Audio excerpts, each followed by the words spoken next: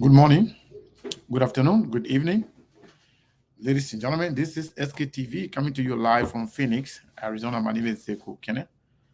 As, as I said earlier today, this is going to be a late night show. We told you yesterday that Mr. Boakai, the former vice president, was scheduled to meet with Mr. Komis earlier today. We said it was going to be today, sometime today, and eventually it happened. And we also told you that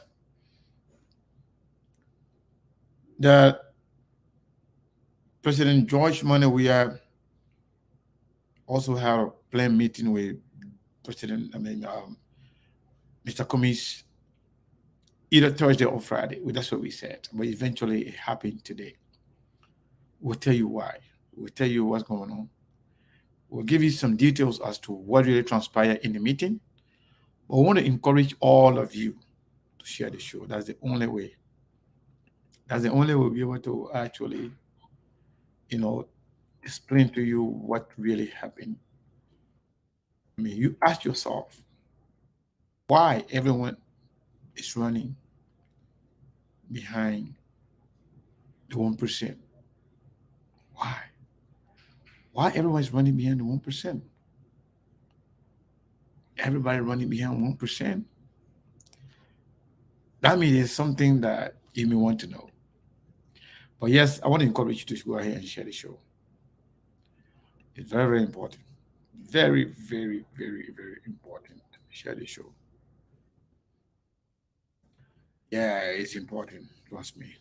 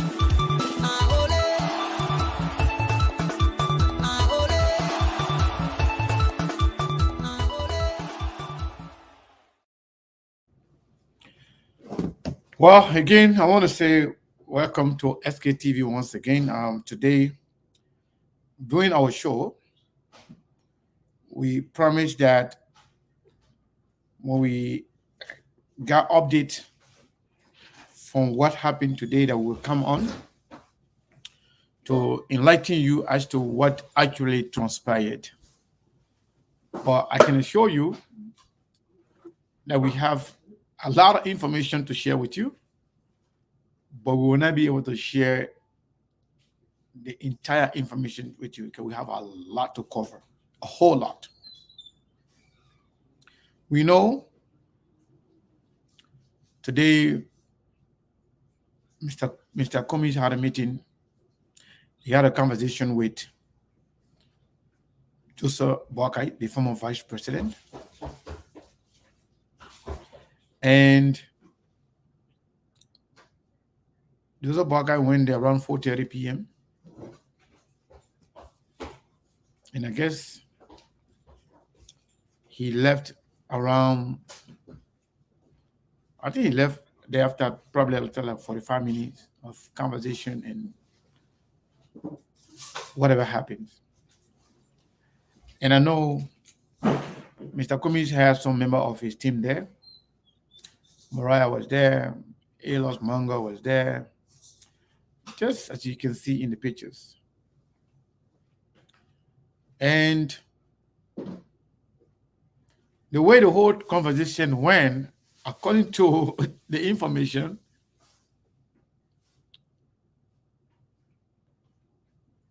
before I even dive into the conversation, my question to all of you: why? Why? Why everybody's running behind the 1%? Why? Why everybody cares about the 1%? The fact that both President Weah and Joseph Nyeman Boakai are running, even computing to have a conversation with Mr. Cummings. Why? Why? You know, yesterday we broke the news on here after when we talk about the document sent to NEC. We also broke the news here informing you that those who were arguing, who were saying that Joseph Boakai does not care about Cummings, he's not reaching out to Cummings, nobody reaching out to Cummings. We told the people that, in fact, former President Joseph Boakai will be going to Mr. Cummings' house tomorrow.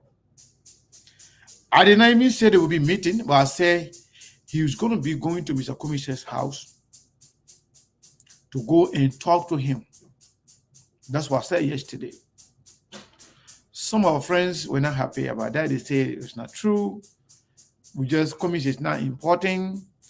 Cummings, nobody cares about Cummings. Well, I can tell you. What is happening now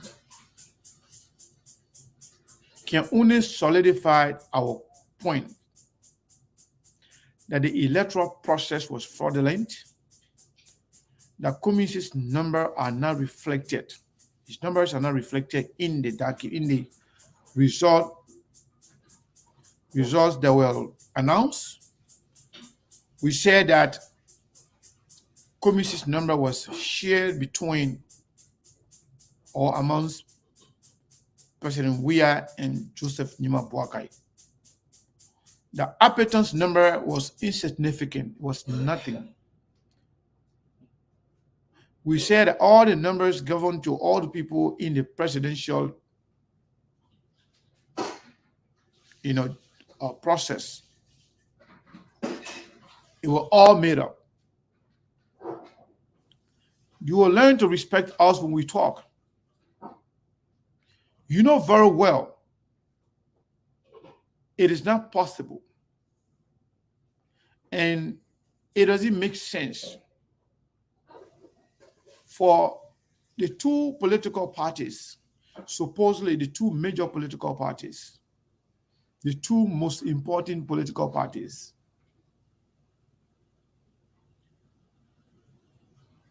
both of whom are within 43 percentage point of the election.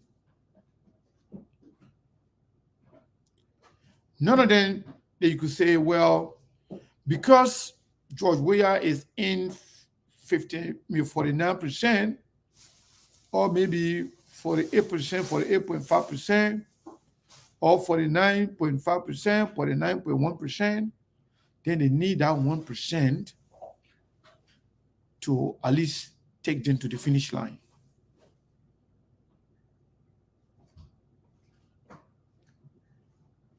But that's not the case.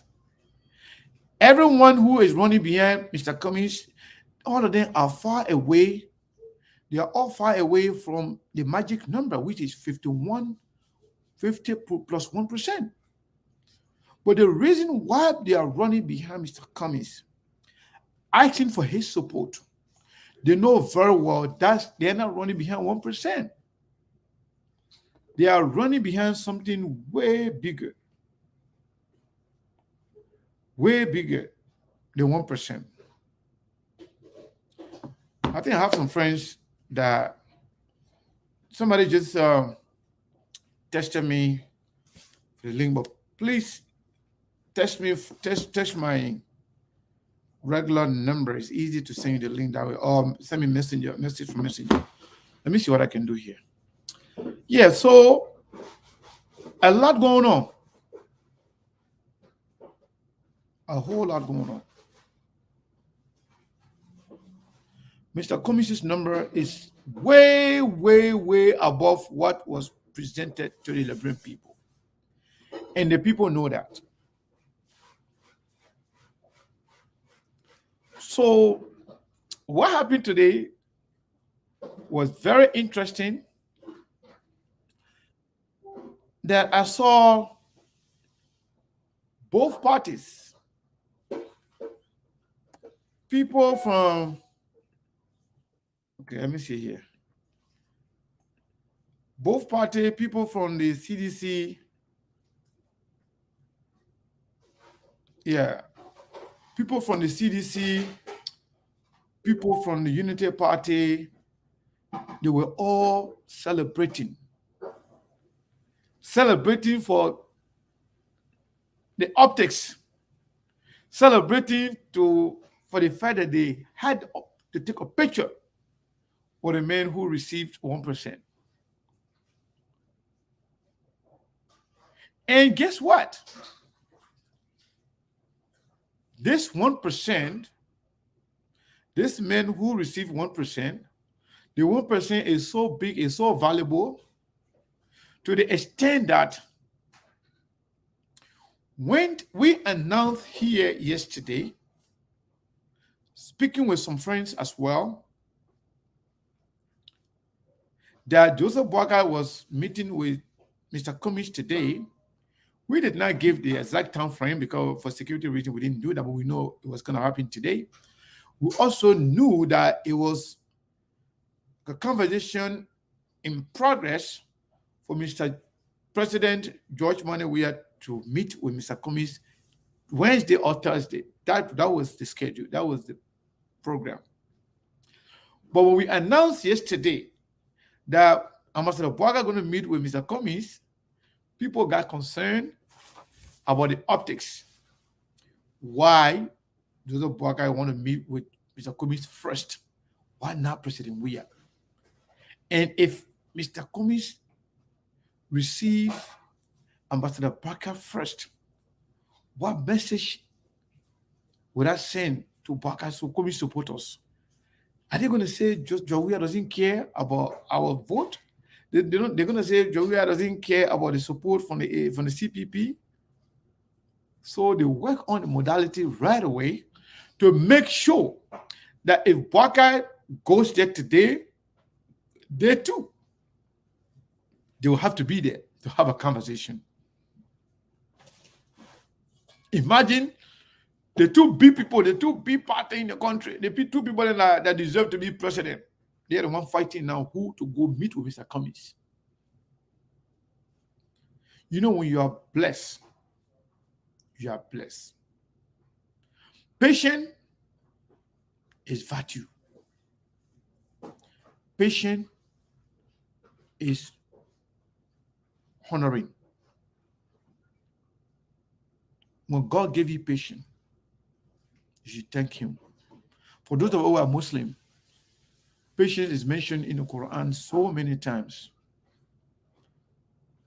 That says that God is with the patient-minded. People who are patient, that God is with the people who are patient. You know, two things happened. Just yesterday, we found out that the Liberian people wake up with the information that their vote that was stolen, that the fraudulent result governed by the NEC, that somebody is speaking up for them, that somebody is fighting for them, that you have people who are ready to stand up for the Liberian people. People wake up with that information just this morning. We broke the news yesterday. Nobody else talked about it. Nobody else broke it. And guess what? That story was confirmed today. If you go and watch and look at Mr. Cummings' page, where he talked about his meeting with President Weah and Joseph Nima Boakai, the former vice president, he made mention, despite of the fact that they are already written NEC and they are looking at instituting a forensic examination on the ballot papers. That solidified our reporting yesterday. And the fact that we reported yesterday that Joseph Boakai will be meeting with Cummings today, that was also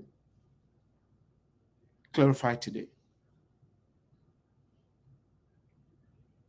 That means we have been 99.9%, if not 100%, accurate with our information. That's why we don't just talk about everything or anything. People have tried to undermine us. People have tried to discredit us. But no, because we do our due diligence. We always do our due diligence before reporting anything. And we can report to you tonight that both President Weah and former Vice President Joseph Nima Boakai left Mr. Cummings' residence with some level of happiness for the fact that Mr. Cummings gave them audience. For the fact that Mr. Cummings gave them audience. You think about this. Many of the common people, many of us, wouldn't have done what Mr. Cummings did today. Just yesterday. Joseph Nima Boakai was in court testifying against Mr. Cummings, trying to do everything to destroy him, to bring him down. Just yesterday. For what? For the presidency. Just yesterday, Boakai stood up to say, I'm destroying the CPP. We all go our pathway. Just yesterday. And Mr. Cummings accepting Boakai to go to his house, to go sit down with him, to talk to him, to support him. This God here, I don't know what kind of God you worship, but there's something up there called God.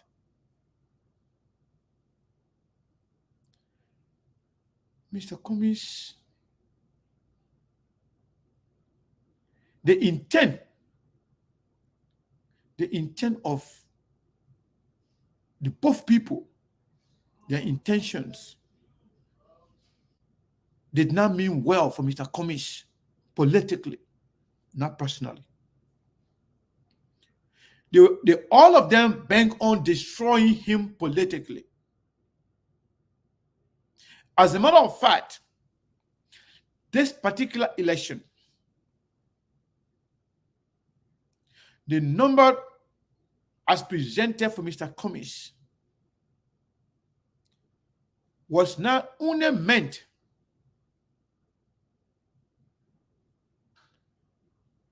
it was not only meant to actually make him politically irrelevant, but to also humiliate him. But now Mr. Kumis is walking out of this election with so much of flying colors. At least to people that got sense. The fact that everybody running to him, he is vindicated when he said the numbers are not making sense. They are justifying his point that the numbers are not making sense. If those numbers were taken at face value,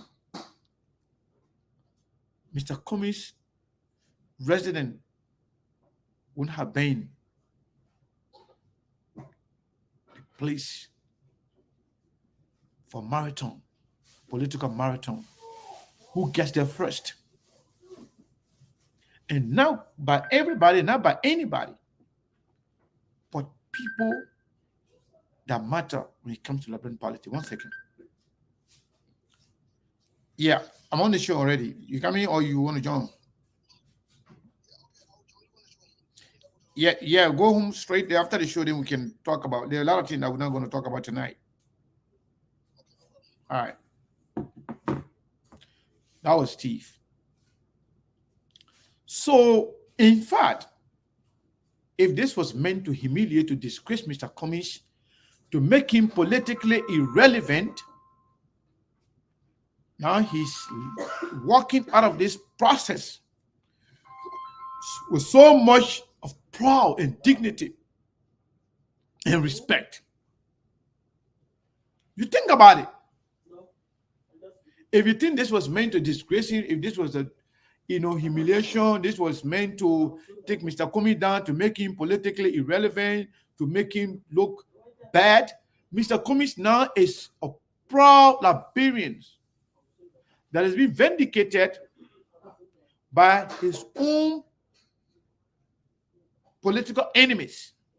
I'm saying political. They are running to him to tell him you are very important. To tell him you are the kingmaker.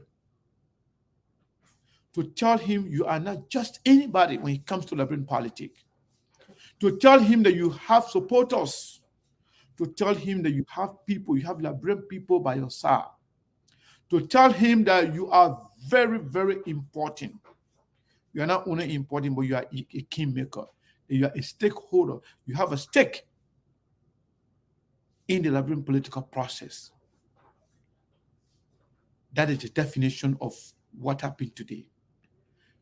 People will always say optics matter. Yes, of course, they matter. Politicians value optics. The reason why President Weah and the CDC decided to rush today to go to Mr. Kumis' house, because President Weah and the CDC didn't want Joseph Boakai to run away with the political optics, of valuable optics. Something with some huge political benefit, no matter what happened, no matter what will be the outcomes of this election.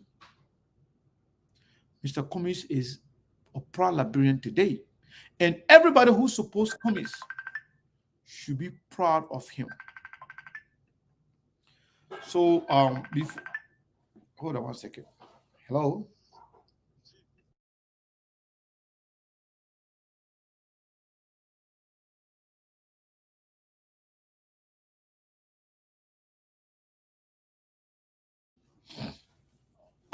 So while we're on the show, we have been joined by a couple of our friends. Steve will come on. Saros from Liberia might also come on. And our own brother, Kef Hassan, CDC Deputy Spokesperson, Diaspora. I didn't even know all that time to my mega. You know, I think tonight we're going to share the 20,000 and I've been coming to him every month. We're coming to share the 20,000 I've been coming to my friend and brother, Kef Hassan, every month. But again, gentlemen, welcome. So I'm going to conclude what I was saying here so I can bring this guy in. I am aware, we are informed that the conversation was two different conversations. Two different conversations with two different people, two different mindset, and two different way of approach. And we can also report to you that as we speak, Mr. Cummings listening to both President Weah and former Vice President Joseph Nyuma Boakai. They already have a team. We told you yesterday that the CPP already have a team. The CPP has a team that they will be negotiating on their behalf. The team that will determine whether or not Mr. Cummings and the CPP endorse Weah or endorse Boakai or not endorse anybody. But one thing I can guarantee to you, in as much as those people, that committees, in as much the committee's decision is important and valuable, but the conversations between these three men will play a major factor in the decision-making process. I can guarantee you, because we are privileged with some of the information that were shared.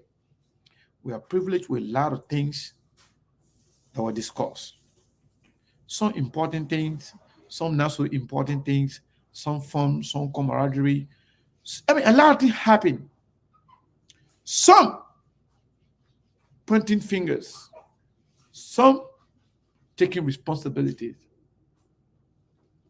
A lot was discussed. But the bottom line is, Cummings and his supporters should be sitting today smiling, laughing, not because of winning the election, but because of the fact that they are vindicated, that the idea, the mindset, the message that was sent to the Liberian people, that Cummings is not important, that Cummings is not even valuable when it comes to the Liberian political process, that Cummings has nobody support him. Cummings got less than 1% of the entire election, or less than 2%. For the people to go and prove that that is wrong, that that information is inaccurate. I think Mr. Cummings should be vindicated. His supporters should be happy. And his supporters, Not only being happy, but you should respect Mr. Cummings. You should respect his decision. You should respect his judgment. When you say somebody is your leader, you got to believe that in them, you got to respect them, you got to listen to them. Do not entangle him. Do not tie a rope around his neck. Allow him to process these things. A lot going on. And I've said this to all of you. Political decisions are different from your personal decisions. Political decisions are made politically. And you must respect that. Kefastan, welcome. And Brazilian Monk, welcome. I will give Kefastan come first because Brazilian Monk is part of this platform. And Kefastan is a stranger. I mean, what's up? Welcome to SKTV. Thank you. SKTV is also a home. To me, it's a place that that I always used to come 4 or 5 years ago. So it's a home to me. So thank you for having me. So Brazilian, welcome. Before I ask Kefastan any questions, so Brazilian, welcome, and then what's going on? Welcome to our late night show, as promised earlier today. Brazilian, are you there? If you're busy, that's fine. Kevin, I can start the conversation. I'm here. Okay, what's up, my friend? What's up? What's up to the listening? I mean, the viewing audience and the studio guest, deputy spokesman for the diaspora CDC. Hey, wow. I didn't know y'all had deputy spokesperson for the diaspora. Yeah. I didn't even know either. Yeah. We learn new things every day. That means they make you a lot of money. The $20,000 be receiving every month. Yeah. You can share with SKTV tonight. So, Kev, my man, what the optics that we saw today on the social media, on Facebook and other media, I mean, what does it mean?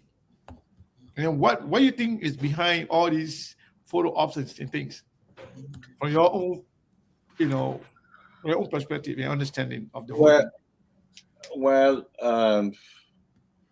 when you're saying the optics, but what happened today from our points, it beyond the optics, way beyond the optics.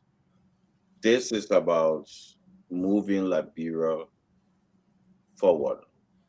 I always say and on my platform and other shows that the future of Liberia, the discussion of the future of Liberia should not be in the past. Should not be in the past. I believe that the CPP of Mr. Cummings and President Weah are the rightful people to discuss the future of Liberia, not JMB. I've been saying that for a very long time. I don't think the Unity Party should have been in the second round. I don't think so. And I think Unity Party being the second round is a mistake.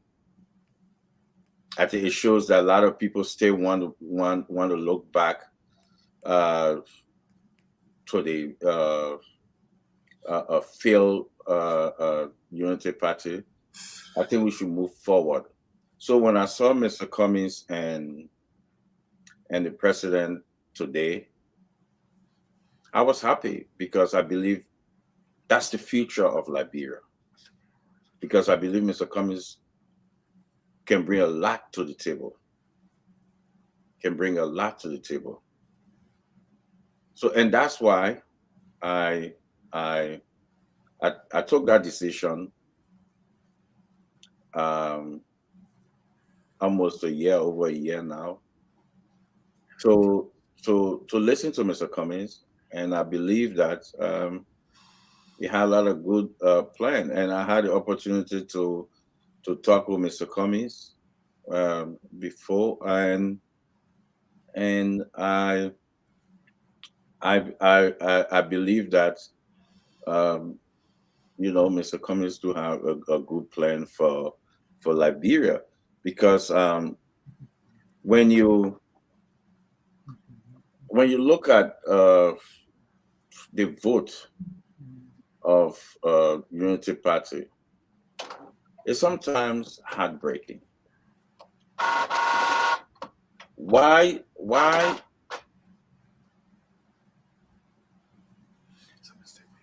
I'm sorry, it's my fax. Yeah, can you hear me? You muted, Chiku.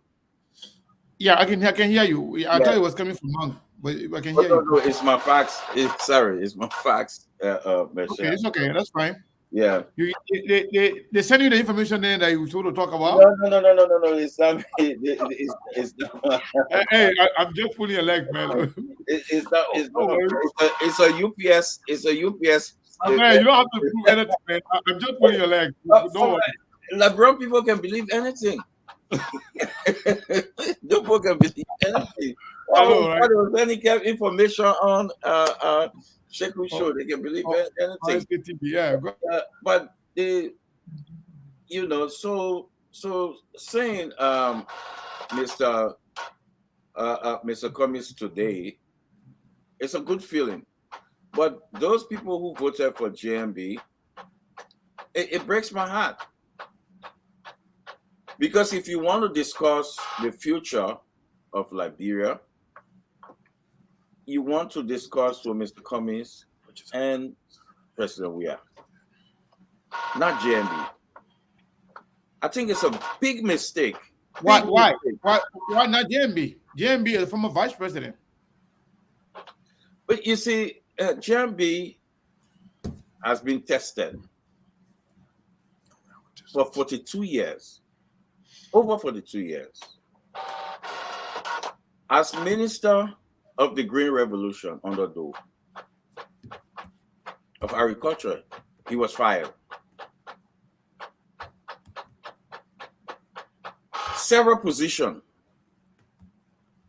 Nothing he showed. I always ask people this: can anybody point out a signature achievement, something that you can, before office or after office, for GMB? Show me something. Show me something. I can show you. No matter what Mr. Cummings work internationally, but I can show you Mr. Cummings' success. I can tell you Joe Weah's success before office or after office. I can show you things, but I cannot show, and nobody can show me what JMB signature achievement ever. 42 years plus. Nothing. How can this man be a rescuer, Sheku? But what do you think? What do you think Liberian people voted for him the way they voted, and now JNB, you think is a nobody, or nobody shouldn't be voting for? Is in the second round that could potentially win, the presidency. Why? If Liberian people think the way you think now, why are they voting for him? You see, and one of the main reasons is that I don't think we explain well to the people. I don't think the media, independent, I don't think JMB had that scrutiny to explain. So the people voted for JMB out of ignorance. So all the people that voted for JMB, they are ignorant people? They voted, they are not ignorant, but it's out of ignorance of something. Out of ignorance. Okay. Yes, because they actually don't sit down or understand certain things. How can a man who served as vice president, if somebody, people will say, look, Oh, Madam Ellen did not listen to him, other stuff. He could resign. He had the chance to walk away. He took pay. He had budget. Can you show us the budget is what he did? Let me tell you, when I went to Liberia, I visited Joy Howard Taylor home center that she's fixing for young girls. Ask Ben, we all went there. We took pictures. We have the pictures. We matter of fact, we signed on the wall. You know, when you go there, there's a big wall you sign there. But what let's talk about JB. Nothing. Okay, Nothing out there. Kevin, thank you so much. You know what? I wanted you to talk about what happened today, what we saw today with Mr. Cummings, but you didn't say any detail about that. But you feel like Ambassador Boakai shouldn't have been there at all because discussing the future of Liberia should only be among people like Mr. Cummings and that of President Weah. That's the face of Liberia. What you saw today with President Weah and Mr. Cummings, that's the face of the new Liberia. That's the face of Liberia. What about the one with Mr. Ambassador Boakai and Mr. Cummings? You know, I had the opportunity. When you answer that question, now I'll go to Brazilian monk. I had the opportunity to sit beside Mr. Cummings at the courthouse. I think what his name? I want him to come out. Saros. Yeah, he's here. I want to ask you. I think that very day that was. Okay, you talking about Saros in Liberia? Saros Mane? Yeah, that very day when I was going to the court, I saw you, right? I saw him. I still remember. I saw him. I interacted with him. That very day, I sat beside Mr. Cummings. And I saw folks for the Unity Party, Mo Ali and others, dealing with Mr. Cummings. And Mr. Cummings turned to me. I was beside Mr. Cummings on my left-hand side. Matter of fact, I sat on the bench, the bench, you see, for a prisoner bench. On the Mr. Cummings was on my left-hand side. The late chairman, the ANC chairman. Nathan. He was on my right, and my far right was Musa Ability. And Mr. Cummings turned to me and said, "This is pure waste of time." But the Unity Party felt that they have to take him to court. But let me say this thing to you. The Unity Party, when they asked JMB, I was on Spoon at that time, there was an interview one-on-one in Pennsylvania before he went to Liberia to take over the CPP. When they asked him, "Will you go and fix the CPP?" He used the word Brexit. He used the word Brexit, right? So I'm saying this, Sheku. If Mr. Cummings is not qualified or he don't deserve to be in the CPP for you to battle out the leadership for CPP, when you sit beside him today and seeking an endorsement, that's in Liberia. I said to one ANC person today, I said, in the next life, Mr. Cummings should come as a pastor or imam. Seriously. Why? Anyway, we'll talk about that later on. Let me go to Brazilian monk to get his take and Saros. Brazilian monk, my man, what is your take about what we're saying today? You know, we said this yesterday that it was going to happen. Yep. That JB was going to be going to Mr. Cummings' house today, and there will be a conversation. Yeah. Then the CDC took advantage and said, "You know what? This is an uptake that we don't want to miss. We don't want to give day in between or 2 days in between. If Boakai is going to show up, we too will show up." And the president of the Republic of Liberia took upon himself. In fact, the president, I can tell you, the president drove himself. The president was driving. The president was driving. Pepsi Yeke in the front seat. one guy with guns in the back seat with Samuel Toy. I'm the one saying it because I was there. I was not there anyway, but I was just informed. But the president himself drove himself to Mr. Commis's house today. That's how important Mr. Commis is. So what happened? Why so much in the 1% that everybody running for behind Mr. Cummings? Because the 1% is the most important candidate in Liberian politics. That's just why it is. The average citizen or the United Party partisan understand that in any normal society, George Weah and Joseph Boaga will never be given preference over Alexander Cummings, pound for pound. So that's it. The move today it's an optical move, it's a psychological move. It was about stealing the thunder because optics, they say why the eye sees, the ear hears, the mind believe. Today, Alexander Cummings took picture with Joseph Boaga, and George Weah just couldn't sit there and let that particular optics to circumvent the entire 24-hour news cycle. So he had to go and steal a thunder portion of that. A portion of that thunder from Joseph Boaga. That's why it was intended for. You go over there and you confuse the voter as well. Because if Joseph Boaga just went to visit Cummings under normal circumstances, it will look like Cummings is endorsing Joseph Boaga, even if he doesn't open him up, because that's what the optics would suggest. And CDC say, you know what, we can't just allow that to happen. We got to go there and kind of scatter the playing ball and give people the option to think twice.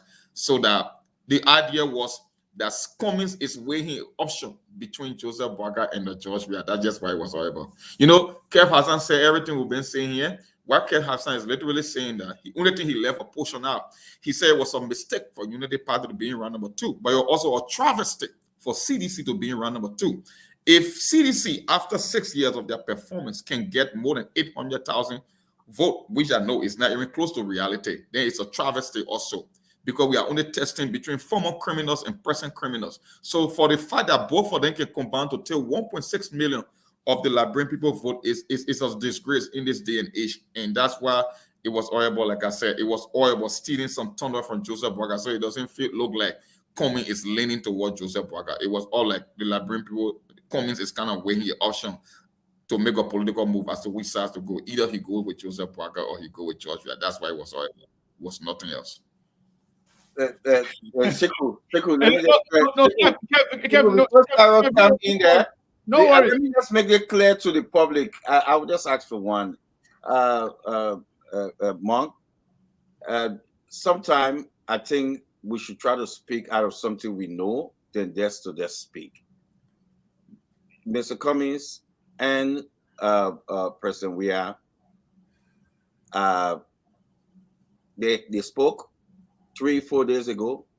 It was something in the making. So don't say this that you don't know.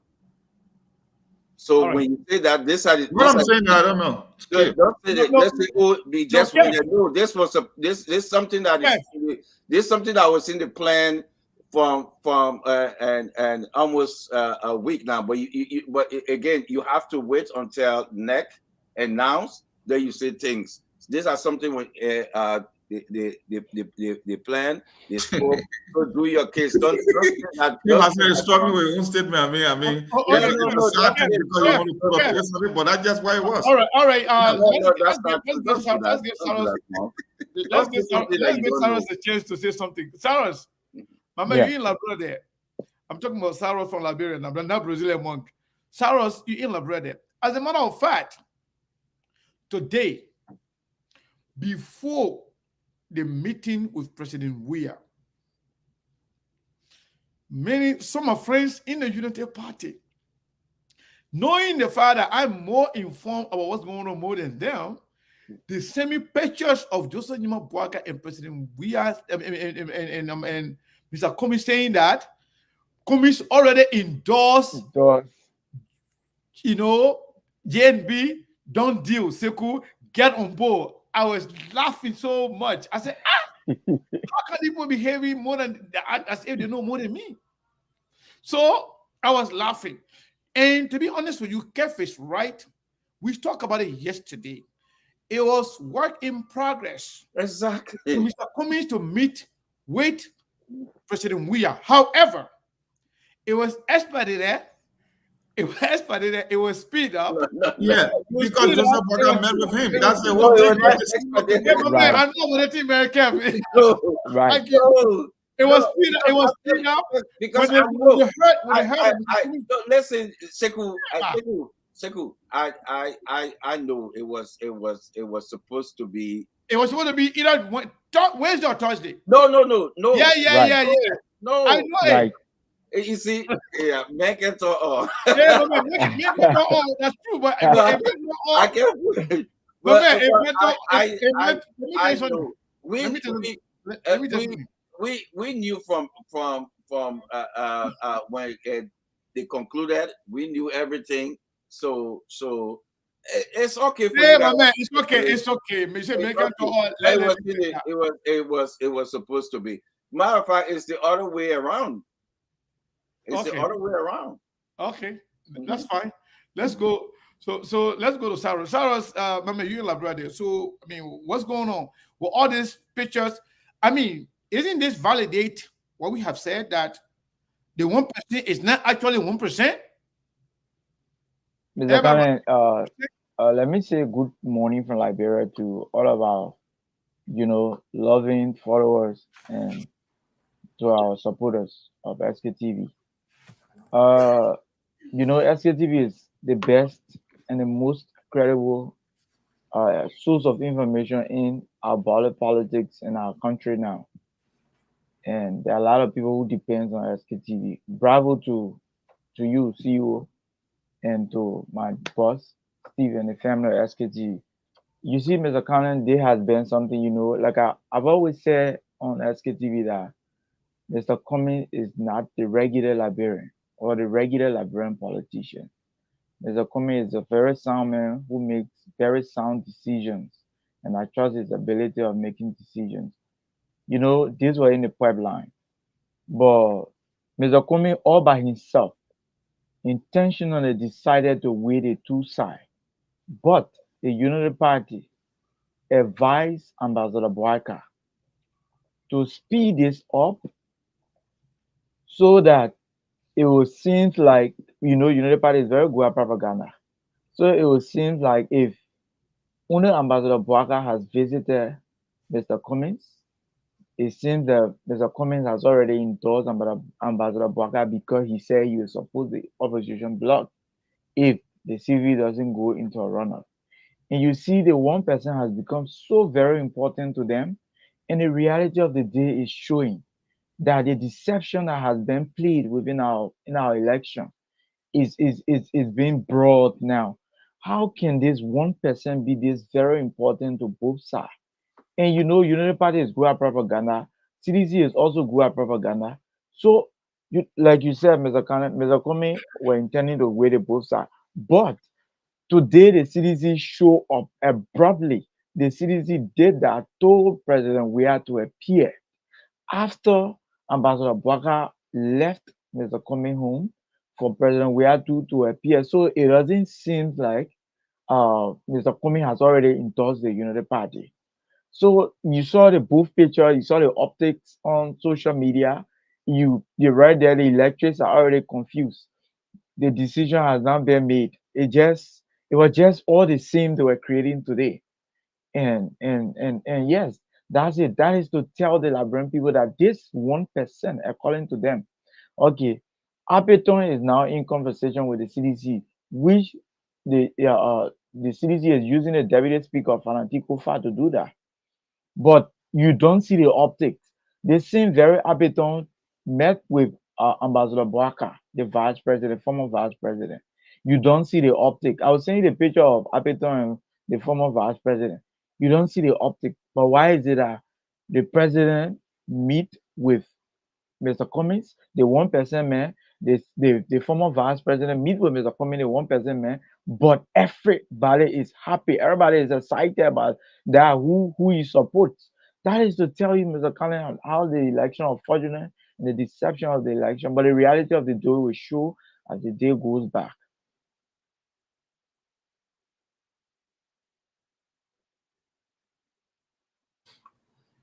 I'm sorry, Steve. Welcome. And before you, I know you people as you always do. I want you to, after your greeting, I want you to tell me if you were Mr. Cummings today, when this election, when the whole process was meant to destroy your political career, was meant to humiliate you, to make you look insignificant, that you are a political nobody, that nobody cares about you. And all of a sudden, you are the one leading the charge to hold next feet to fire. The next day, the president of the republic, the former vice president, the two of the top people in the runoff running to you for support. If you were Mr. Cummings today, what that feeling is like? Well, thank you, Mr. Kane. I want to greet the Liberian people as always, as the most important people on earth. Most importantly, I want to greet the Liberian women because I believe they're the most beautiful women on earth. I think Keith Hassan can admit to that. Any attempt to lie about that, I will bring her a secret also. Rep on the show to me. Yeah, you laughing. But anyway, let's get to the issue here because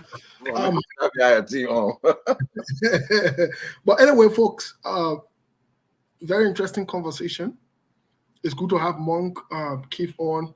Keith is not a stranger to SKTV. In all honesty, Keith has always been, on SKTV, whether he calls or whatever it is. So it's not a strange thing. But I think the timing for Keith to be on is also strategic. That means President Weah, our constant follower. President Weah can follow this show here. Even if he makes the show, he can watch it again. I say it. And Keith Hassan knows that. I challenge him to dispute that all lie. Not only that, my girl can watch this show.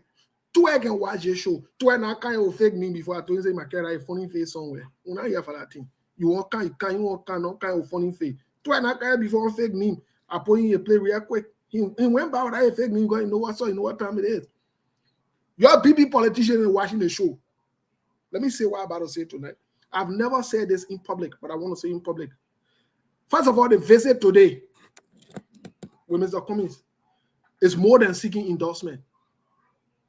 A more than seeking endorsement. It is more than seeking endorsement from him. Second of all, the visit today from both President George Weah,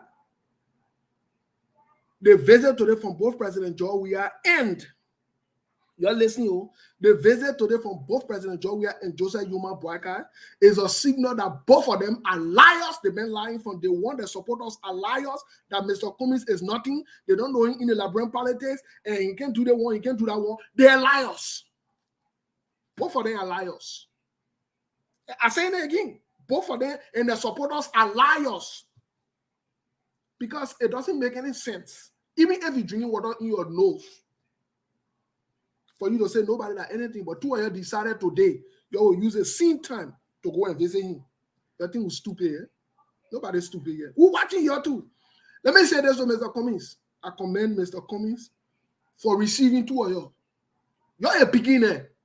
Joseph Boakai Cummings speaking when it comes to leadership, when it comes to achievement, when it comes to international recognition, when it comes to being well known around the world for doing what is right. Joseph Boakai Cummings speaking. Boakai labor. Boakai labor on that level. No, I disagree with you. But I was saying Boakai was bare ball to Ellie when Cummings was doing big things internationally and globally. Lead that team, man. Let's go back to George Weah. George Weah is known for soccer playing. But Cummings is more impactful globally than George Weah. So Cummings receive your two beginning today, not any problem. I don't see you to make it out of an issue. Me and I get problem here. Cummings receive your two beginning today. That beginning can and not any problem. But let me say this.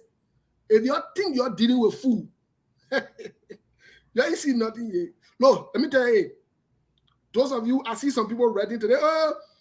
Why Mr. Cummings and how to allow, I see some United Party people who feel entitled in their head, in their stomach, because they only think about their stomach and their head. They can't think about the future. I see them writing why Mr. Cummings got to receive George Weah and at the same time he's over Moga in my opposition, Mr. Cummings has all right to receive both of them. In fact, he did the right thing. Mr. Cummings a librarian now, so he can receive both of them. That he picking it too. But let me say today's visit. Let me say who it benefits. Today's visit, Mr. Cannon. I've never said this before. I don't support Joe Weah. Today's visit, maybe Joe Weah and Mr. Cummings now meet before on a tete-a-tete. This is the first time that I know of on record that Cummings and Joe Weah sat down somewhere to talk like this, that it is publicized. This is one of the very first time since I don't know when, since Joe Weah were elected. Again, Yeah, since Joe Weah was elected, that's correct. But Exactly. just for the record, I'm informed that this was the second time President Weah actually been to that particular building. maybe he went there for different thing. We never know. You see, Mr. Cummings. No, I'm For just telling you. anything. No, the other one, My man, I'm giving you information. what that I I'm know. saying, that the other one, we're not going to call. We know what's up. Me and you being close. So that would be that part. Yeah, That but was the this one was 2017. Uh-huh. Yeah. So So you are right. Since he became president, yes. So from what I saw today, just based on the picture, I wanted to comment, but I said I will not read any comment. From what I saw today, let me be honest. If I were Joseph Boakai, I would be concerned. Because Cummings was in the opposition. Joseph Boakai could have secured this. There should have been no second thought for United Party to even be worrying that Cummings might support George Weah. It's a sign that Joseph Boakai did not do his own work. That would be on that would tussle. You see, this is the issue that we'll be discussing. I'm not saying Cummings is going to support any one of them. That's not what I'm saying. But for Joseph Boakai to lose grip on Cummings, who is an opposition member, to even open the door for President Weah to come, for them to have the tete-a-tete competition on the same day, it's a shame to the United Party. And we must tell them. We told them they seen it a long time ago. They were passing around. Your part, you're going to forget because some of you fall down on your head. Some of you will not fall down on our head. Turn the ball. We keep us straight about we are able to say the truth, and we're not afraid to say it. This thing should not be happening. If Joseph Boakai has done the homework, and about passing around, oh, you're 1%, and you're this, and I see someone else still passing around with an entitlement syndrome, talking about, and Cummings need to come and support the opposition. Cummings say you are going to support the opposition. Mr. Cummings was interviewed on this since SKTV. Mr. Cummings did not. He said when the time comes, he will make that decision. He never committed to supporting Joseph Boakai or United Party in second round. That was not his point. So you're passing around and making this thing low like somebody entitled to go support Joseph Boakai and bring Prince Johnson into power. You think everybody stupid like you, eh? You really think everybody fall down on the head? All I'm saying is today, Joe Weah and CDC, why you let them or not, they score big point. And they were strategic and proactive to counter the messaging of United Party, because United Party wanted to run with a team with picture and optics and be passing around, be making a sense. Small what about? Why you fell it? Yeah. No. So, Chairman, what's up? What's up, Chairman? Chairman's on the show, right? I said tonight's show a different show. So what I'm saying, essence here, this particular thing, we should have never been talking about this. So we should have never been in the picture of CDC. But since they decided to play like that, I would say, hey, Mr. Cummings, that big ball. Hey, I said on the show before, that big ball. You got all the picking and coming to face, you're not bad. All right. Okay. Steve, thank you so much. We have heard from Kefa-san. We have heard from Brazilian Monk, Saros. Chairman Ben Savi, welcome to SKTV once again, my brother. Thank you, Sekou, for taking me away from anyway. My wife gave first to you. I would just say your number to her. Yeah. Yeah. Send my number to her and tell us. I don't also tell you to stop harassing the United Party people on Facebook. Yeah. No, I had to. But it's important. I told you today to stop it, but you couldn't listen. Thank you. Well, anyway, welcome to SKTV. We are talking about what happened today, and you are now a stranger when it comes to Liberian politics. So, what is your take overall? Maybe maybe I need to retire after the whole Oh, the come whole on, man. You just getting 2017, started, man. the whole 2023 thing. You- But you- the way I see Steve already have committed to the Cummings presidency, the Cummings campaign 2029. Oh, Uh, yeah, Steve- he said that. He said Steve, he I wrote- listened to Steve. Steve made his Yes. firm commitment that if Yes. Mr. Cummings does put his hat in the ring in 2029, he got his first vote. Yes. Which is a good thing. Sarah's my small brother, Sarah's man from Morovia. They got you up late at night, but this is the game. And then my other brother, Sarah, of course, Kev. Look, let me say this, and Sekou, you're right. You know, Sekou and I, we got this thing. We have a lot of channels that we compare notes. But the good news here is, this is what political junkies like ourselves live for. Moments like this. I kept warning my friends in the Unity Party. I kept warning them. One of the reasons why people got attracted to the CPP was because the CPP was supposed to be the vehicle that was supposed to be advocating for change. There were a lot of anxiety. There were a lot of people who were anxious about the way President Weah was leading the country. And so as a result of that, people came together. Those of us who were very vocal. Listen, I tell people all the time, I don't shy away from being vocal. I say what I want to say. I don't disrespect people. I think that's one of the reasons a lot of these leaders respect me. For the record, I got a chance to speak to President Weah tonight. Interestingly, he reached out because he wanted to get my opinion on. He said, where man coming there but a meeting, And I can say it here publicly, and I know they're gonna be jealous again. They're gonna go tonight, they're gonna cut this tape. They didn't cut it. But let me say this. I think I agree with Steve on something. And I'm a huge proponent of optics in politics. The CDC, what President Weah and Kef is right, and I think Sekou, you are right. This conversation started about a week or two ago, right? I think they spoke, and this is what political leaders do. Contrary to the minions that run around and don't understand these things, they think these people don't talk. They talk. They reach out to each other. They oppose each other politically. They have fierce political disagreements, but they talk. They do talk. Cummings can call Weah. Weah can call Cummings. Boycott the same thing, right? It's the same thing that my friend Kev can say. Do you know how many times Boycott and I reached out to President Weah? But when the people jump in but let me not be distracted. Y'all bring everybody, but I know why you got my one on the screen. But Sekou, are you guys here? Okay, good. You muted. I can't hear you. Everybody here, my man. We just want to see your face. Like, this is That thing can scare me when I want on the. Yeah, it doesn't look right when you alone on the screen, right? But let me say this. I have said, and I will continue to say, that the Unity Party decided to eat her lunch way before recess. And whether you like it or not, there is an aura around the presidency. Hate George Weah, hate him all you want.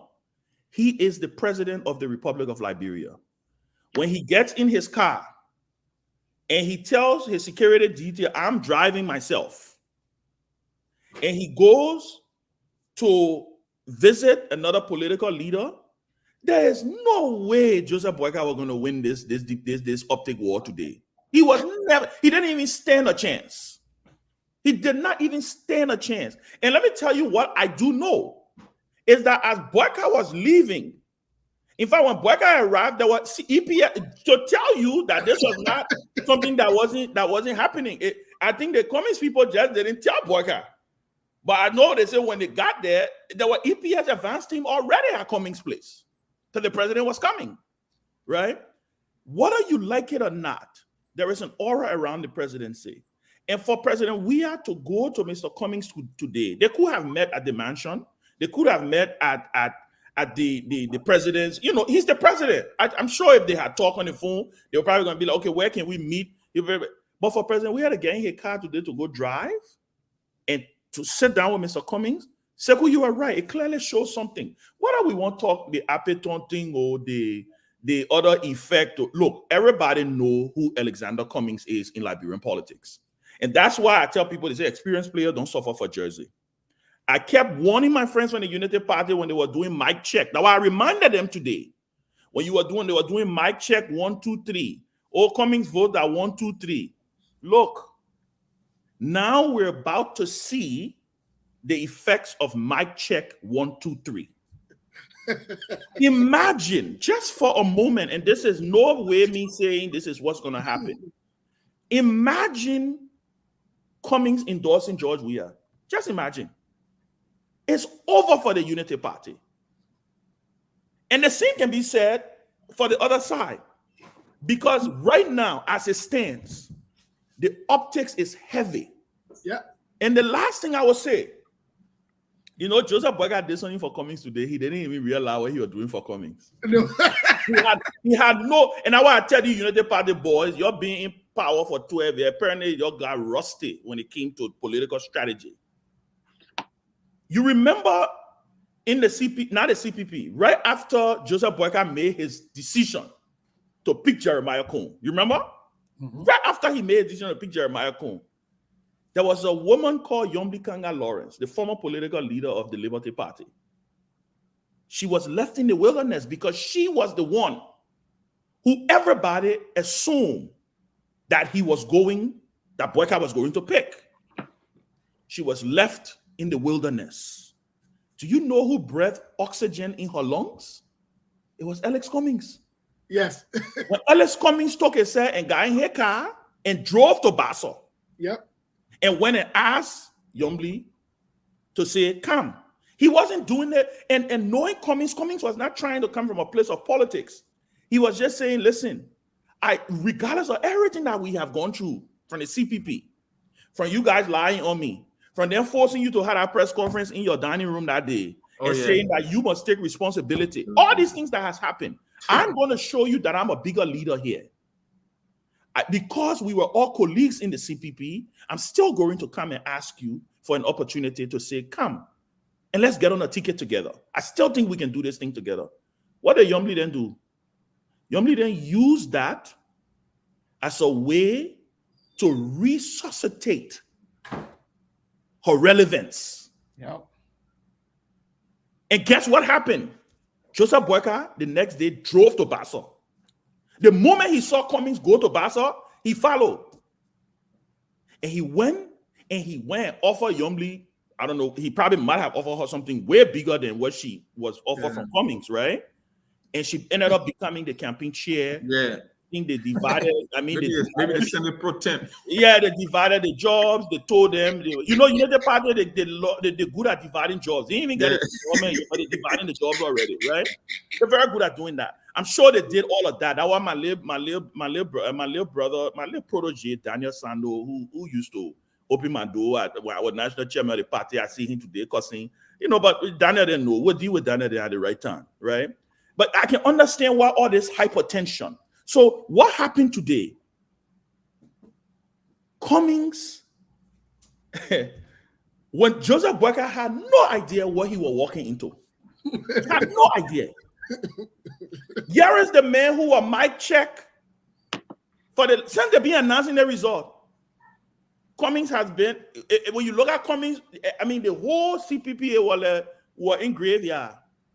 Everybody trying to figure out what the hell happened here. Damn, man. I mean, are you kidding me? From 120-something thousand votes to Apeton beating CPP? No, something is wrong here, right? Mm-hmm.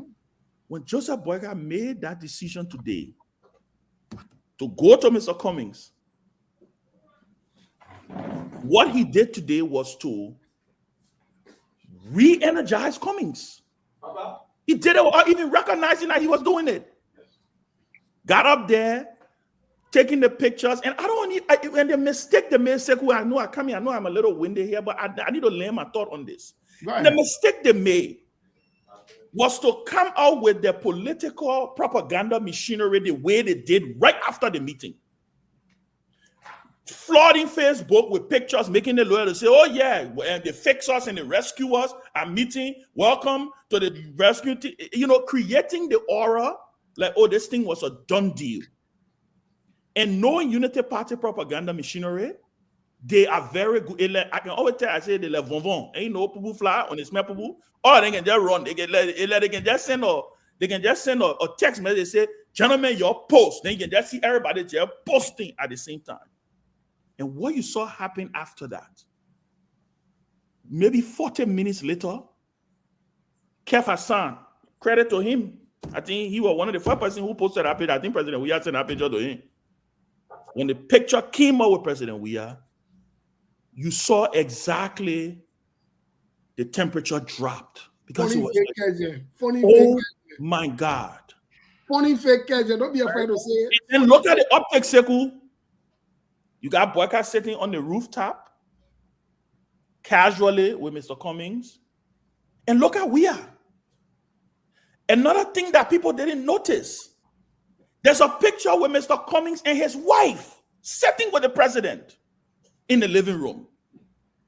I never saw Mrs. Cummings on any of the pictures with Mr. Boyka. Why? I want to believe because of how venomous the Unity Party decided to take this campaign. When they went after that woman, look, there's an unwritten rule in politics, Sekou, wives and kids are off limits. When the Unity Party decided they were going to go after Mrs. Cummings and go after Boyka Cummings, by the way, a young man who shares the name with the political leader. These things are their optics. So I know I'm coming back, but just to end on this note, whether you like it or not, like Steve said,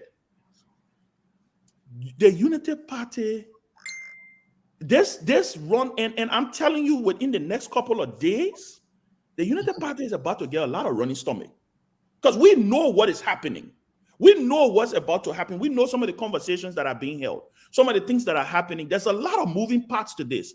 And I think the arrogance of the Unity Party is what is coming to catch them today. All the other things about election integrity, let me tell you why I am not hopping on it right now. The reason is because we have lemons in front of us right now. We got to figure out how to make lemonade. Right now, we got to figure out how to make a lemonade. Whether we're putting sugar there, whether we're putting cinnamon in there, whatever we're going to do, we'll fix this lemonade. And then all these other issues, we will deal with it. But I'm telling you, today, Mr. Cummings came across as a true statesman. You saw his statement on his Facebook page. What did he say in the end of that? The first thing he said, at their request. Yep.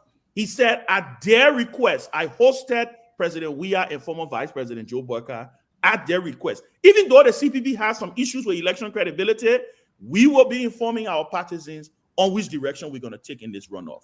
I think that was leadership par excellence, and I want to congratulate Mr. Cummings for being such a magnanimous leader today, because Mr. Cummings could have refused to sit down to talk to Joseph Boyka today. He could have. I But said he I made a said decision. that earlier. Of course, Sekou, he could have refused. Yeah. But he made the decision, and guess what? This is what JMB couldn't do in the CPP. Okay. This is what he couldn't do in the CPP. Drive to Cummings' house and say, let's fix this thing, Alex. Me and you, the country depending on us. He couldn't do it. He couldn't. So I will rest for now. Thank you, Ben. And then I can tell you, like Ben said, he's a brother, he's a friend. We talk politics behind the scene. We also talk beyond politics behind the scene with friends and brothers. Sometimes I blast at him sometimes.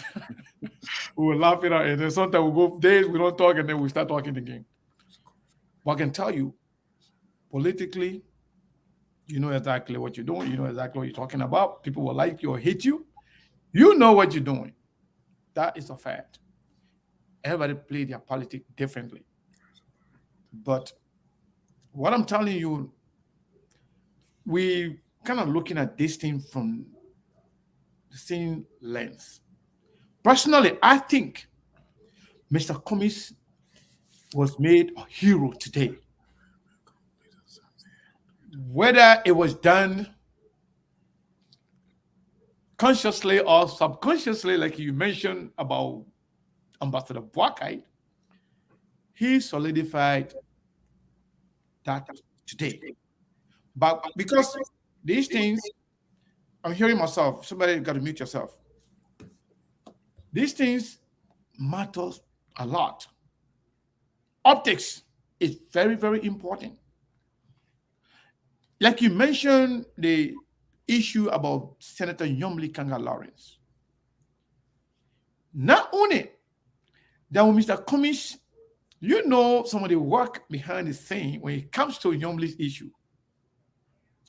And when Mr. Cummings decided with a team to go to Grand Bassa County, we here on SKTV, Yomli's son, both say that when we play one time, everybody that was supporting Mr. Cummings supporters, they flooded the Facebook, the social media with it.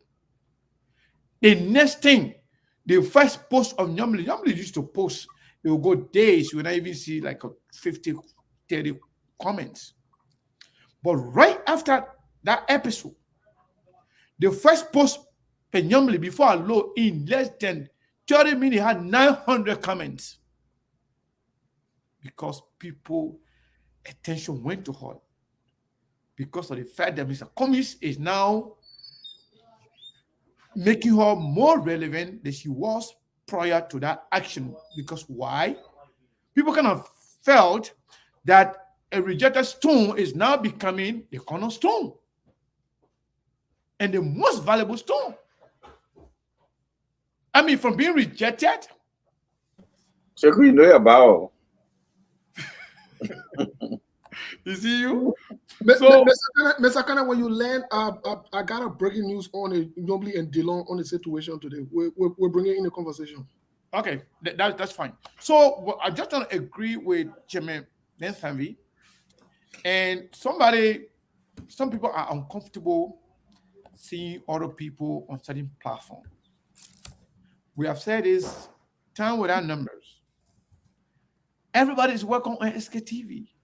In fact, today I thought some United Party people were going to come. Even one guy, one of our friends, texted me, said, "I want to come on." I said, "Are you from United Party?" The person said, "No." I said, "Well, I'm looking for one United Party person to come on. We are having conversation. We are all Liberian. We are all brothers and sisters." But for somebody to say, "Oh, because Kef is here, Ben Sam is here, I'm leaving," no problem. You can come tomorrow when they're not here. Maybe when they come tomorrow too, you will go again. So let's be comfortable with each other. We are all brothers and sisters. We are all Liberians. Even we have tried to bring Ambassador Joseph Nima Boakai on the show many times. It was a no-call, no-show. He agreed with me. We had everything planned. He told me to face the flyer. We set the date and time. And when he said, "Okay, I will confirm it on Tuesday, call me," I call him. No call, no show. Up to 2-3 weeks, no call, no show. Similarly, we have tried through a lot of different people to reach out to President Weah to come on SKTV. We go for everybody. We don't care who you are because we believe that we for Liberia. And Liberian people come here from different background, different political persuasion, different political party. So don't be uncomfortable with anybody coming here. If you're somebody you wanted to come here, they are welcome. But these guys, they are our brothers. They will come here anytime. They will come here tomorrow. They will come here the day after tomorrow. If you don't like them coming here, you take a break. When you go, you come. When you send your own person too, if they don't like it, they will take a break. Then, you see, as we're talking now, D Curtis just joined us. How many times you see D Curtis here? So, Steve, go ahead and give your breaking news while we read D Curtis on. Mr. Kana, send me the link really quick. I beg you. I'm not able to access it from here. I don't know for what. But send me. But let me say this. There are a couple of reports reaching us here on SKTV that Senator Yomli Kanga Lawrence and Darius Dillon were vehemently in opposition to Joseph Boakai meeting with Cummings today. But what Ben said earlier, that this this political thing you see, it deep in your TA on the surface, especially Labrador politics. So you got to be very, very careful. How you roll about that? So they say, my boy Delon in a feeling very fraud, but you'll be fine. You'll be fine. Stop it, man. Stop. Yeah, man, that's thinker. You'll be very fraud too. Don't say You'll be very fraud. When fraud get very, you can see I can be promised. They can be That's true. That's true. Jella Coco for two. fraud can get very. Okay. Let me tell you something. What is it? I said something earlier, but those who are not paying attention, let me tell you something that happened. I'm told, I was informed that it was two different feelings you cut my light off. It was two different feelings in the meeting. The two meetings, George Weah, President Weah on the meeting lasted longer, way longer than a meeting with. I'm not saying that it means that. Take good thought. Take good thought. It will still cost you. Don't hire. Yeah. I'm not saying. You know. I'm not saying that that means anything, but I'm just telling you exactly. The two men were just chilling. The two men were chilling. And Now, so I also heard in the meeting that President Weah was so comfortable.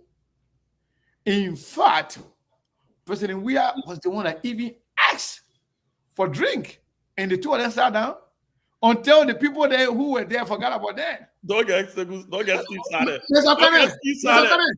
I beg you, Mr. Kenneth, please hold on. Me say that one thing. I beg you. I don't want to forget because I'm about to do something, but I don't want to forget. Please. Okay. We who Christian, when you read about the carry Moses, they set Moses up on the top of the mountain, they show him promised land. They say, you can't see that one. I Joe bought today. They carry on rooftop. They show him set it. Joe bought set it. They say, you can't see some. You can't see nothing. And I say, Hold on. that's what happened to Moses for his dad. You see, I'm talking, read the Bible. So you see, okay, so you know what? I will leave the rest of my information because Steve is a mess. Steve is a big mess. Steve is a mess. I swear to God. So what I'm trying to say here is that a lot happened today. Trust me. And I said earlier that all the political parties, especially the three top political parties in Liberia, the CDC, the Unity Party, and the CPP, you all have team put together to negotiate amongst themselves. And like I said earlier, in as much as the outcome of the team work is important, but what happened today will be very, very much important and will play a vital role in the decision that Mr. Kumis will make. I'm just telling you because I know what I know. I'm not saying you're going to support one person over the other, or this means that you're already, supporting President Weah or Joseph Boakai. No. But, first impression, right after, the election, your first meeting, the body language, the tone, the conversation, taking responsibility, pointing fingers, not taking responsibility, the level of comfort, those things are very important. So I have a question for Brazilian Monk before I go to the rest of the guys. Brazilian Monk, if you were President Weah with the opportunity to meet with Mr. Kumis after everything that happened in this election, we believe that this was meant to humiliate Mr. Kumis, to make him irrelevant, political nobody. But all of a sudden, like we said earlier, the rejected stone now becoming the cornerstone, the most valuable stone. So if you were George Weah meeting Cummings, I mean, where do you start? It's a tough thing to do, but you got to play the optical wall, like Ben said. It's optics right now. It's not electability. It's not about electoral factor. It's all about the optical and the psychological warfare. Look, let me tell you something. We had this discussion yesterday, and I told you, I said Cummings never got to where he got in life by mistake. It takes extraordinary effort. It takes a sound mind, a sound judgment to get to where he got. I told you, when they reach out to Cummings, it's like they are validating an invalid election. If Cummings goes out to them, then he's undermining his own talking point. And that's exactly what happened. They went to him. Now, if you want to look at it from a numerical standpoint, that was a smart move. He wasn't the one making the gesture to them. They are the one coming to a 1%. I told you, Sekou, I said, if you want to look at it from a numerical standpoint, the numbers are telling you it's neck and neck. Cummings has 1%. Who will go after someone with 1% when we only have the end of round number 2? Because they know fundamentally that Cummings is more competitive than what the numbers are saying. That's just common sense. For George Weah, I told you, CDC will always have a moral argument against Unity Party. That is why CDC will always want Unity Party. CDC believe that we got George Weah as a result of Unity Party. So if anybody is going to replace George Weah, it cannot be the Unity Party. It's just common sense. So it doesn't matter what George Weah say if he denigrate Cummings. For George Weah and CDC is an entitlement thing.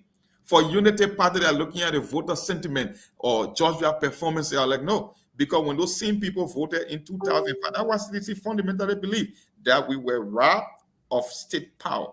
Now we are entitled to 12 years too. So they could care less. The only target in this election will always be a Cummings because people know really where his number stands. And he can be the only third option in a race. So what you do if you're George Weah, you steal the tunnel from Joseph Boakai too and go and make the case. Look, Sekou, the moral and politics don't work. Einstein said politics is tougher than physics because this is not an emotional thing. Mr. Cummings will have to sit down. He have to weigh his option. It will be either he will have to make a political decision. At this stage, it cannot be a moral decision because moral and politics does not hold. It cannot merge. It cannot mix. That's why people like Mother Teresa that okay, he never ran for public office because they understood their calling. Look, Mr. Cummings will have to make a political decision. If he believes there is a shot to this thing 6 years from now, he will make a political decision and he will weigh his option. Okay, let me ask this question to both Ben. I want to ask Ben and Jefferson this question. Assuming that Mr. Cummings decide to go with President Weah, what Mr. Cummings tend to benefit for himself, for Liberia, for his supporter? What is in it for Mr. Cummings? Should he decide to go with George Weah? What is in it for him? Let me take it first. Couple of things. Okay. And I mean, President Monk just hit it. You know, listening to the President Monk, it just brings him back to when we used to have these fierce debates in 2017. You know, I laugh now because I tell the little minions that run around Facebook, I say that when we used to be typing on Facebook, Facebook that make it easier for life, you know. But President Monk, I mean, he never surprised me. But let me say that you asked a question about what benefits Cummings get from if he goes with Weah. Let me say this. Look at you know what? Let's put it vice versa. Both ways, right? Good. Whether you go with Boakai, so what are you? First of all, let's be very clear. It's not in his political interest to support the Unity Party, none whatsoever. And I may be biased here because I'm well known on the record for being clear about that. Let me tell you why it's not in his interest. One, Joseph Boakai is on his way out. Right? He's on his way out. Nature is going to take its course. He has a young, vibrant vice president from a big county who is very strategic. Anybody who thinks Jeremiah Kun is not a strategic politician, you must be living under a rock. The fact that Jeremiah Kun was able to come and outmaneuver people he met around Boakai to become vice presidential candidate to Joe Boakai should tell you what Jerry Kun eyes is set on. And Prince Johnson hasn't hidden it also. If Cummings wants to be president of Liberia, two options he has. The safe bet, which is stay neutral, which will eventually, I believe, hurt him, because neutrality hurts people in Liberian politics. Go and ask my former bossman, Charles Brumskin, and ask the very Ellis Cummings. Yes.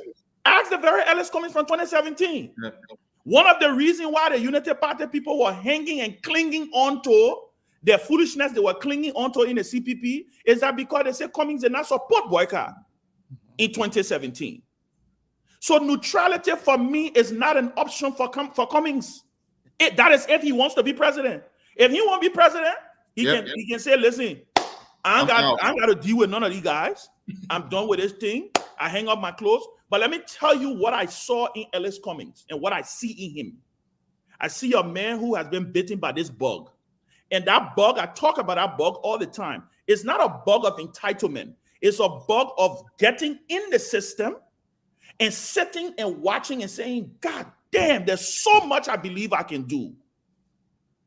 And so I got to keep fighting. I got to keep trying. Look, I can predict that Cummings is going to run for president again. He may change his mind. He may wake up tomorrow and say, Ben, you're wrong. It's my opinion. I believe so too. The second thing is, look at the demographics. Look at Unity Party rally and look at CDC rally. Simple question, simple thing. One represents the future. One represents the current present reality and the past. A lot of the people who are following Joe Buckeye are remnants of the past, are all politicians, the old progressive, some of them of the progressive years, who feel this is their only last opportunity to be able to get a chance at governing this country, right? So they see Joe Buckeye as a vehicle. There are some young people with Joe Buckeye, but if you look at George Weah support base, I call them the Weah generation. You know how the Obama generation, they had the Obama generation in this country, the Obama coalition in this country. Mm-hmm. You see a lot of first-time voters.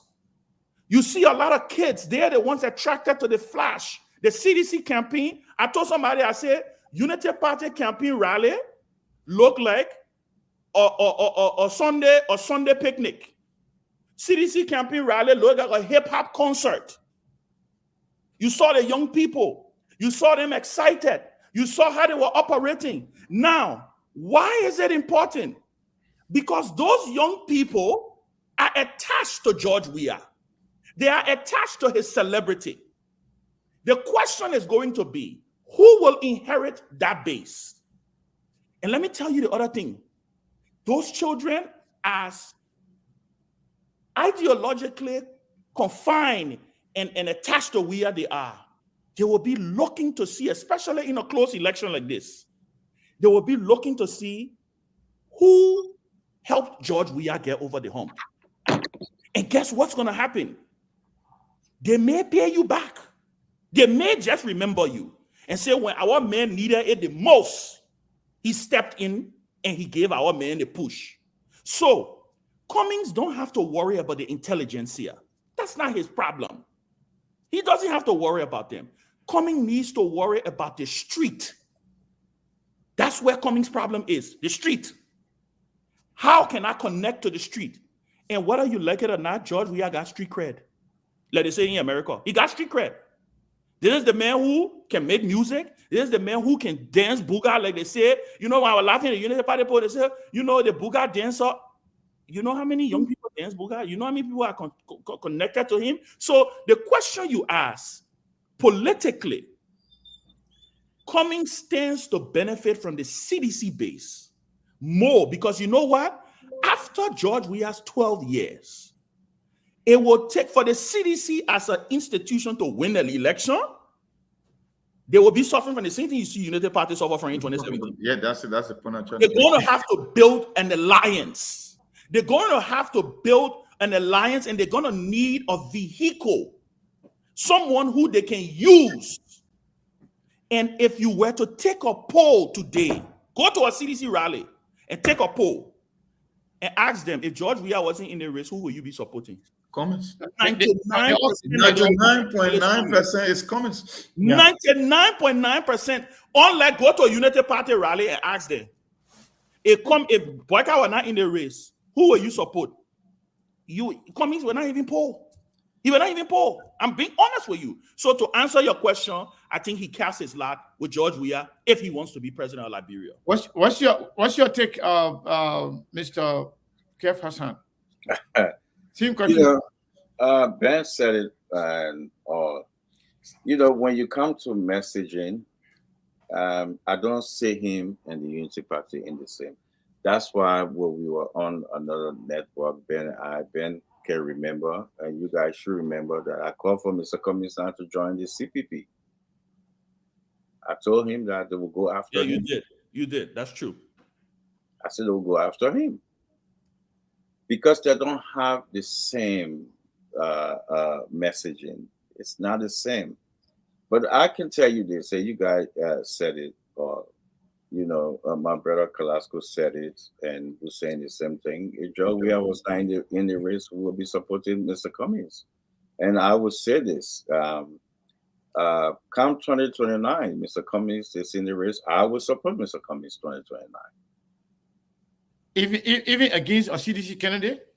Come 2029, if Mr. Cummings in the race, I will support Mr. Cummings in 2029.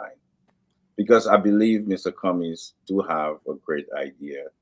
You won't copy me back because I said it to you. You won't follow me. Yeah. Hold on, Ben.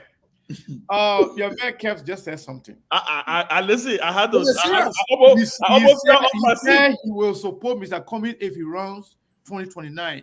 I asked him, even against a CDC candidate, because we know there are a lot of other, because people should not come here and sugarcoat things and make it look like, after Joe Weah, CDC is down, there are other people who have their eyes on the presidency after Weah.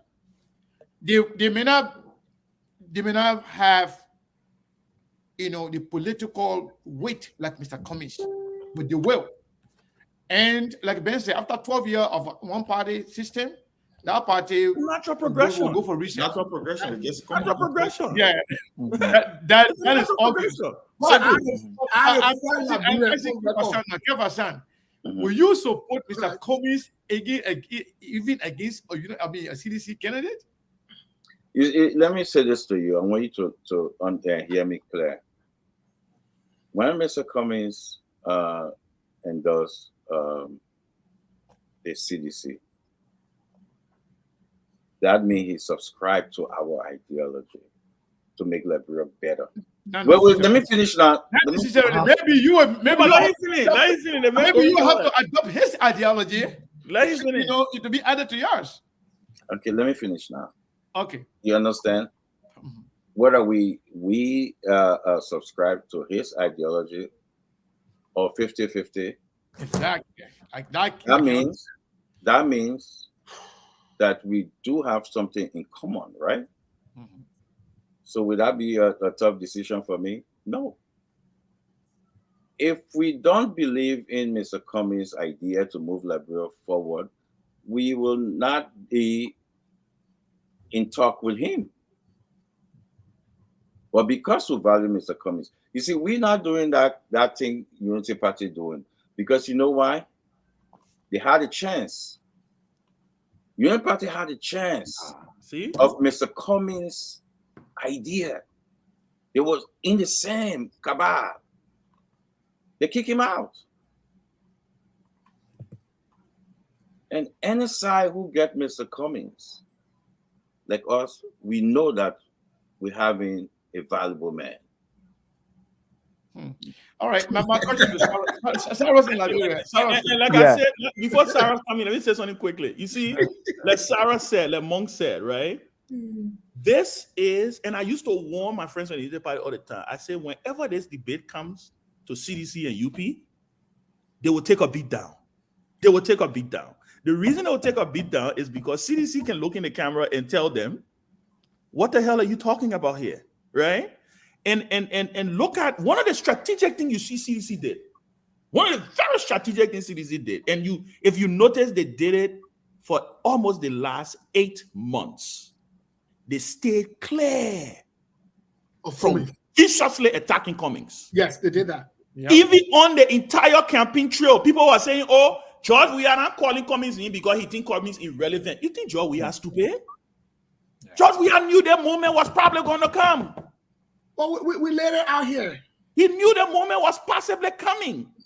Unlike the friends, our friends that like to act like our brothers, who took themselves and decided that they will go after Cummings viciously to literally erase him from the face of the earth, because for some reason they believed that with Cummings out of the picture, it was going to be an automatic win for Joseph Boyka. Joseph You hear Boyka, what yeah. Ken Hassan just said? You Yep. hear what he just said? And like I said, remember what sedition. One thing you got to give to seditions. The issue is don't play with a George Weah business. If Yeah. they feel that you are going to help George Weah, they will reward you. They will reward you. Well, You know- I mean, the only problem with that is trust issue. But let's go to Saros. Who to trust in Liberia? Everybody believe that politicians are liars. Yeah, there's Well, nothing. who can you Yeah, but trust? Sekou, there's nothing. I've had to correct somebody the other day. Cyrus are big. I had to correct somebody the other day. I don't use the word trust when it comes to politics. No, For me, it doesn't exist. it doesn't What about exist. comfort? Politics. The comfort side don't exist. Exist. You know what it is? It's dealing with reality. Reality.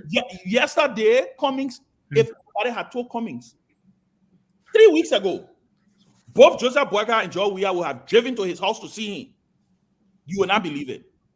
It's what you're dealing with today. The politics is just the president say, like Barack Obama say, nobody is prepared to be president until they become president. And Shit. Sekou, before Right, Cyrus let me go to Saros. I like that. Cyrus come in, Sekou, before Cyrus come in on our network, Carrasco, before the election, he made the same thing. Ben, you I think it was your phone that Carrasco called and said, Joe, we are not in the race. He would support Mr. Cummings. That was before the election. Yes. Before the election, he did. Yes. Yes, I think I listened to. It's a general consensus. Many seditionists tell you that. Yeah. They tell you, So, say, so does that mean if we are not in the race next year? Okay, assuming that Mr. Cummings stay clear from both parties this time around yeah. and decide to run, and Joe is not in the race in 2029, will they still support Mr. Cummings versus supporting the candidate from the CDC?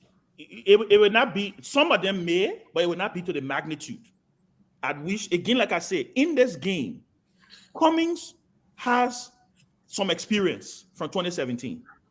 I believe if Cummings have supported Boyka per se in 2017, even though I don't believe Unity, I believe Unity Party is just listen, they're just bad politically. They do what they do. You got to give them credit, right? They're very vicious. They come after you. They know what they want. They use you. They dump you, right? I still believe if Cummings had supported Boyka in 2017, they would have found a reason why The outcome would have been the same. CPP to say that Cummings cannot be president because guess what? Joseph Boyka The has been vice for president. 12 He years. did not run for office. So I think, again, I make the argument solidly to say, if you look, let me give you an example before Sarah's coming. Sarah, I know I keep telling you can't. Let me give you an example. Winston Tottenham. Winston Tottenham. Many people don't know that I'm a student of history. My politics, when you hear me yapping, talking, because I'm not steady, I've had a front row seat at this thing.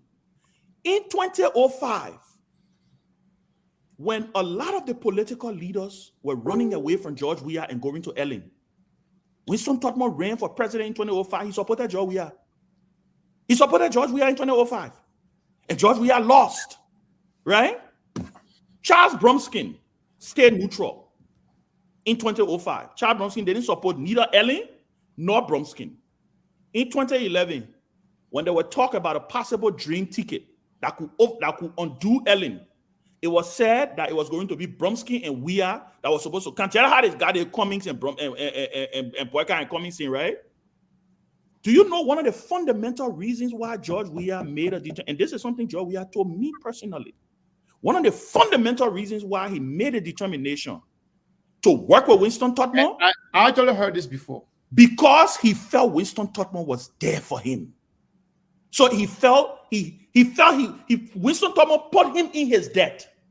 And I can tell you today, I will not pass it by George Weah that he looked Cummings in the face today, and he probably told Cummings, "Can't let's work together." I would not pass it by George Weah. Can't let work together there. I want to step out. I want to step out. Listen, you never know these things. Yeah, We don't know. Cyrus, I'm sorry, my brother, but let me say No. Hey, man, that's our time, man.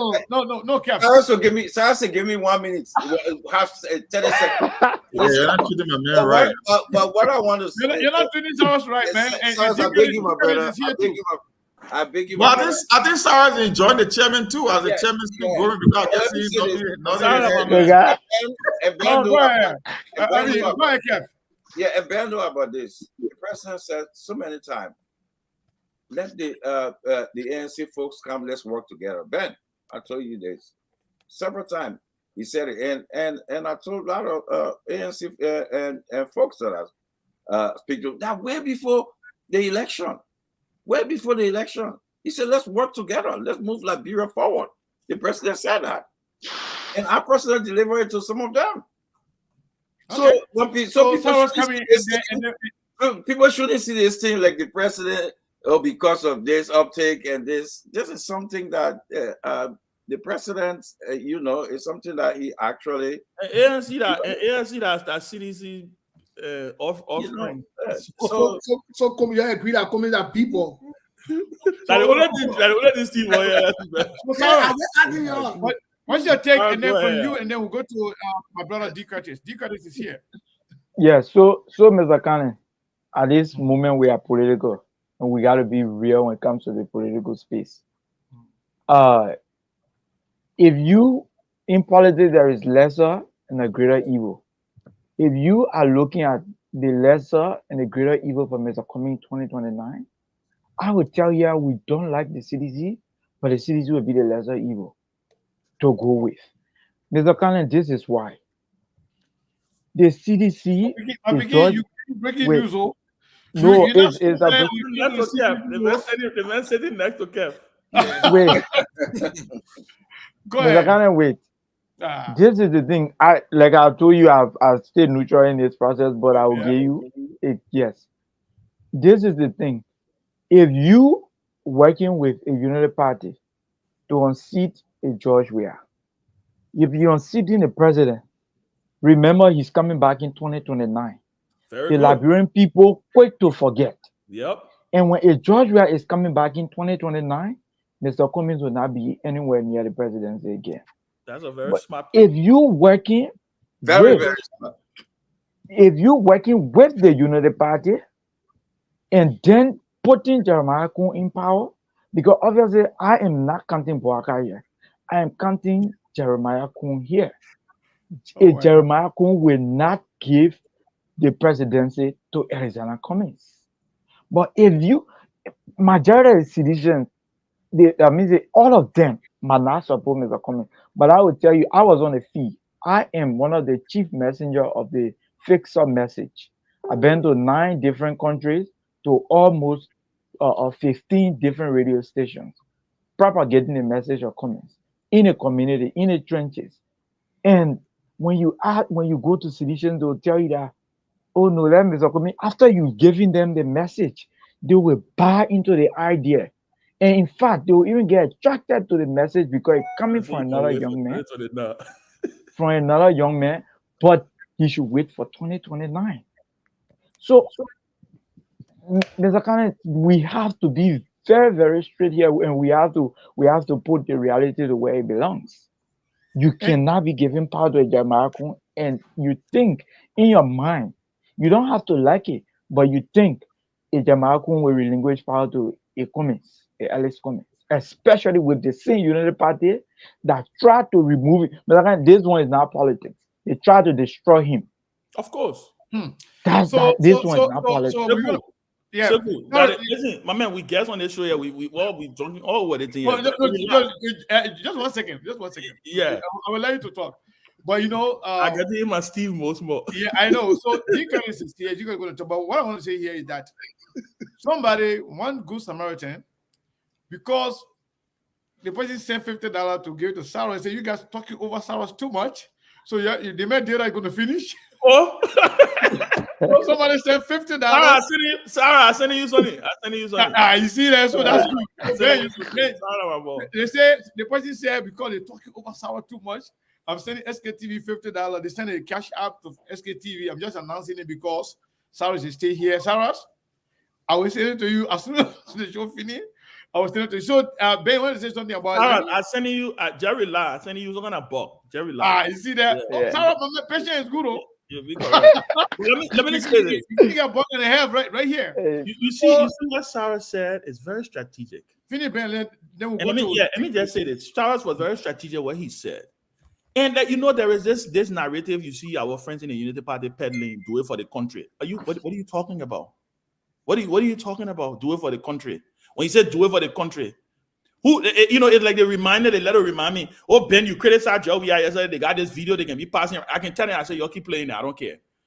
But where in that video did I ever tell you that the alternative to George Weah was Joe Boyka? Never. I've never said that.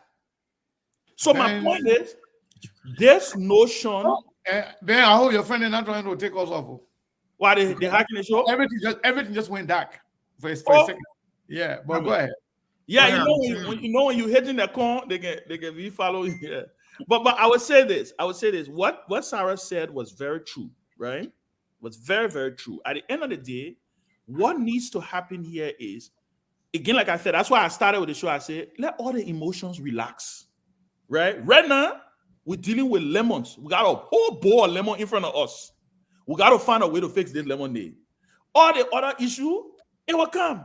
Trust me. Look, these things are like pregnancy, election, and look, 2017, we didn't have biometric voter registration, right? 2023, we got it. I can predict that 2029, we probably will be voting biometrically. With the Alexander Cummings that I know, if he is going to run for president, and I can tell you, I will preempt something here today. I won't believe one of the things that Alexander Cummings probably thought the Joe Weah thought today was the issue of the election integrity issue, right? If you are going to be the re-elected president, we have to invest in a more advanced and a more secure way for our people to vote. And there is no other, it's been proven that there is no other more secure way than to do it with technology. Because with technology, you have a way to build firewall. You can invite experts. You can have people to monitor these things and to be able to put the country in a position where you can have solid, credible elections for our country to be able to have. Other countries are doing it. And don't tell me say that Liberia issue where they get lay, didn't get this and all of that. They got solar, they got different things people can work with, right? My only issue here is, like Sarah said, let us keep our eye on the ball and think. This is, and Mr. Cummings, that's like Monk said, this is not an emotional decision for Mr. Cummings. This is purely political. Mr. Cummings needs to start to think political, and I'm sure he is going to think political and sit down and weigh the options and say, where does this land me? Because you know what, Sekou? Unity Party was thinking political when they were in the CPP. Unity Party did not think about Liberia. They didn't think about the country when they were in the CPP. They thought about how to get the man ahead. You heard Henry Costa said it. He said, we destroyed the CPP because we were afraid that Cummings would have used his financial power to overpower Joe Boyka. That's not thinking about the country. That was thinking politically. That was a strategist thinking. When you are strategist, go watch the Hours of March. Anybody now watch a movie called the Hours of March? Go watch it. You will know what political thinking is. Everybody looking, do it for the country. For which country? For this old road, then to come back, they can't do what they want to talk about it for the country. Okay, Ben, thank you so much. So what I can tell you guys, because our brother D. Curtis got so impatient, he left the line. If he comes back, we will definitely take him. Yeah, but yeah. So I want to also announce that another person sent $20 to Saros. Oh, Sarah, you Sarah, really? on a Yeah, call with Saros, this tonight, I want to change my name to Saros tonight because a lot of money coming into the man Saros. put in the night shift. The man's getting paid for the Yeah, night so shift. so people are grateful actually, you know. The man is he beating behind that? Okay, I think D Curtis is back. Yeah, but the man need to turn his camera on. Yeah, man. Yeah, what about Brazil who Come on, Monk. be on the whole time? Yeah, but at least Monk. No. You can't do that. Don't be biased against. No, I'm not We biased against know the who the person is. That's No. the good thing. No. I think the You got it, my Brazilian man. Unless you don't have clothes on, you're messy more. yeah, that Man, man I got can't guys come that on. can Come on. the background Something here, going so- on. My man, the play why I can't turn my camera on right now. What are you Y'all doing? this Steve, let my bin in. Y'all want to see my pretty face, huh? I've been there with that phone in toy, brother. Yeah, I'm putting you. Because the weekend treasure my corner Yeah. see like you. Yeah, don't worry Steve, about Steve want to see my face. He thinks I get on blast. Yeah, baby, don't confuse You got the what? baby. He thinks I get on blast. Oh, they got. Because chairman on the show, he thinks I get on blast tonight. Now you Like, follow like, it. you know, he trying to put. I know why he going with it. I know exactly why he going I with it. got that You know why he code. going with it. Real quick. I ain't wearing blast. D I wearing jacket right now. What's your take about what happened today? What's your take, my brother? My man, anything a game. Me, I come in tall here for the regular people now. I come in tall the politician there. Yeah, we get sweet more. Ben is a good salesman. Oh, Hmm? God. Oh God. You know, Ben selling very well. And what he need, Kef Afsan over here selling very well and making sense. But the reality here is, if commies support George Weah, the likelihood of seditions coming to support commies 2029 is 1% or less. Seditions will not back down from people like Joelle if she decides to run.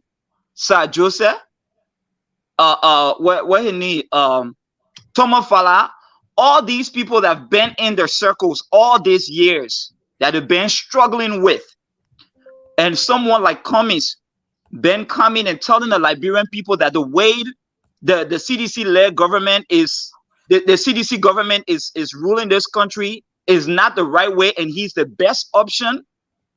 That for some reason today he endorsed Weah, that out of nowhere sedition going to support Cummings is not going to happen. Never. That's reality. I know they get a whole politics thing where they can put together, but no sedition. Cyrus made a great point here that if Cummings decide to lift up Waka's hand, UP's hand, right, and UP wins, it means George Weah is going to come back. That's a great point. When George Weah come back, he probably don't stand a chance. For me, Cummings need to remain neutral in this thing. Let the people do their thing. He made a great point that, okay, yes, what Cummings needs, he needs a street. Cummings now already start working on that. We're seeing Cummings dancing at a rally. They seem to what George Weah doing right now. We're seeing Cummings wearing his jersey and jogging in the street. If these are the things that Cummings need to sit back and study and get himself ready for 2029 if he decides he's going to run.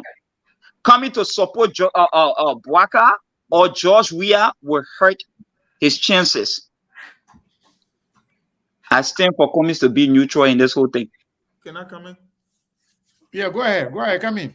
Go ahead, Circle. Monk. We'll come back. Yeah. The reason politics is complicated is a 5D chess game. Yep. It will be up to Mr. Cummings. You see, when you make decisions in politics, there is always a price to pay, no matter which side of the aisle you stand. Exactly. That's why I told you from day one, it will be up to Mr. Cummings, and it will have to be a political decision. It cannot be a moral decision because moral doesn't work in politics. Mr. Cummings from the corporate world. Everything in corporate is about, how they call it, it's about marriage. In politics, it's deal making. That's it. Concession. That's just what it's all about. Mr. Cummings, he said leaders are made in crisis. When you really want to know the true character of a leader, put him in a crisis and watch the decision that he makes. This is why I keep telling people that I don't consider Joseph Boakai to be a leader. Yeah, he might have experience in government, but when it comes to leadership, because it's a whole different thing. when you're looking at having a job and being a natural born leader or grooming up as a leader. Yeah, it's a thing. There is also a negative side, a double-edged sword. If you want to make the case that Mr. Cummings should support a Joshua, they get something called electoral fatigue or voter fatigue. After 12 years, like Chairman Ben said, maybe CDC could be experiencing the same thing that Unity Party is going through. And there's only one thing that I know in Liberian politics that have been consistent for more than 100 years. The Liberian people never repeat a former ruling party. I told Unity Party people, not even the true wing party that ruled Liberia for 133 years. The moment they were hostage by Samuel Doe, they were never repeated. It happened to NDPL, it happened to the NPP, and it happened to Unity Party, but somehow people still believe that Joseph Boakai is going to be the winner. I really want to see that happen. Maybe he might change the course of history, but it's yet to be proven for more than 100 years. So, like I said, it's a double-edged sword. Mr. Comey will have to sit. If he's not going to participate, if he continue quit, then maybe he must stay neutral. But at the end of the day, he will have to pick a side and live with the consequences of that decision. Because you see, in politics, it's not about being right. It's just about doing what you think is right.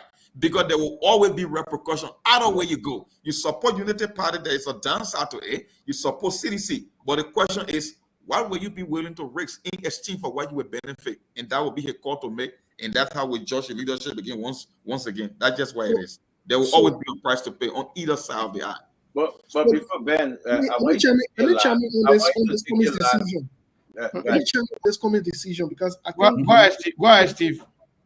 I think it's important for us to take some things into consideration here. Yes, politically, I don't care what decision he takes, he has a price to pay. That's just the truth of the matter. That's the nature of politics. That's the truth. And we have to accept that. But another factor we have not considered a factor in, and that's the factor that made me say, even in this crisis, that if Mr. Cummings decides to run, I will support him.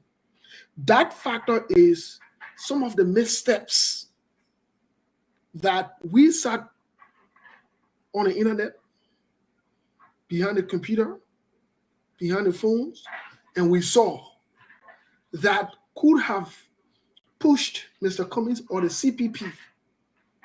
And it is not enough to just sit here and say Mr. Cummings is a good person. We must be able to be part of the process because Mr. Cummings can do everything. So it is that factor. And it is that factor that maybe that I see, that maybe other people don't see. Because even if Mr. Cummings decides to support Joseph Boakai or President George Weah, the truth of the matter is there are some work he has to do. There are some heavy lifting that he has to do. For example, Mr. Cummings and the CPP had a perfect opportunity to win the entire diaspora, especially America. But I believe because of how the CPP, let me say the CPP, how ANC Global and the CPP were managed, that too, they didn't do too well in that area. That's one of the factors that we need to consider. The second factor, the premature decision that Grant gave from day one to join with Unity Party, especially knowing that Unity Party blamed Mr. Cummings indirectly instead of taking responsibility that George Weah win in 2017. They didn't do that. They said Mr. Cummings didn't support them, so that why they lost the election. So Mr. Cummings, many Liberians call that says he was coming in as a clean hand, should have gone by himself. Probably if he had gone by himself, he probably wouldn't have gone through all of the court cases, all these extra things. Maybe it's time to that Mr. Cummings take this route on his own and appeal to the masses with their clean hand message. Maybe it is that time that they do this working. The last part I wanted to say about this is this. This is a tough decision. I'll be honest. I probably wouldn't want to be in Mr. Cummings' space to make that kind of decision. But let me say this. Let me say this. I have had the opportunity from a professional standpoint to profile President George Weah, Joseph Boakai, Mr. Cummings, till one conclude. And the only two people that really never pay attention to was Sarah and what he named and Clarence. Clarence Moluba, because they came in a little later. One thing I will say, Mr. Cummings is strategic. Whatever decision he makes, you should know that he already has an idea or way out for the backlash. That I can say. What you saw today in Liberia, in the politics of Liberia, it was strategically done by Mr. Cummings, and he allowed this to happen as well. Because this, let me say this, and y'all remember today is the making of Mr. Cummings, the rebranding of Mr. Cummings in the Liberian politics for people to look forward to. What happened today? Similar to what Ben said earlier. Yeah, similar to what Ben said. So Mr. My question to you guys, Kev first and Ben can go first since they are our guests. Let's assume that Mr. Cummings decides to stay clear, not to support anybody, to play neutrality. Who would that benefit? Great question. Kev, you want to go first or you want me to go? Let chairman go first. Let the chairman let it fly. He been behind the scenes. So Yeah, let me- let him go first. Let me say this. It is a great question. Look, whether we like it or not, and like I say, I'm a little biased here because I'm on record. I think the Unity Party walked into an ambush. I think they did. I'm being honest with you. I think they did.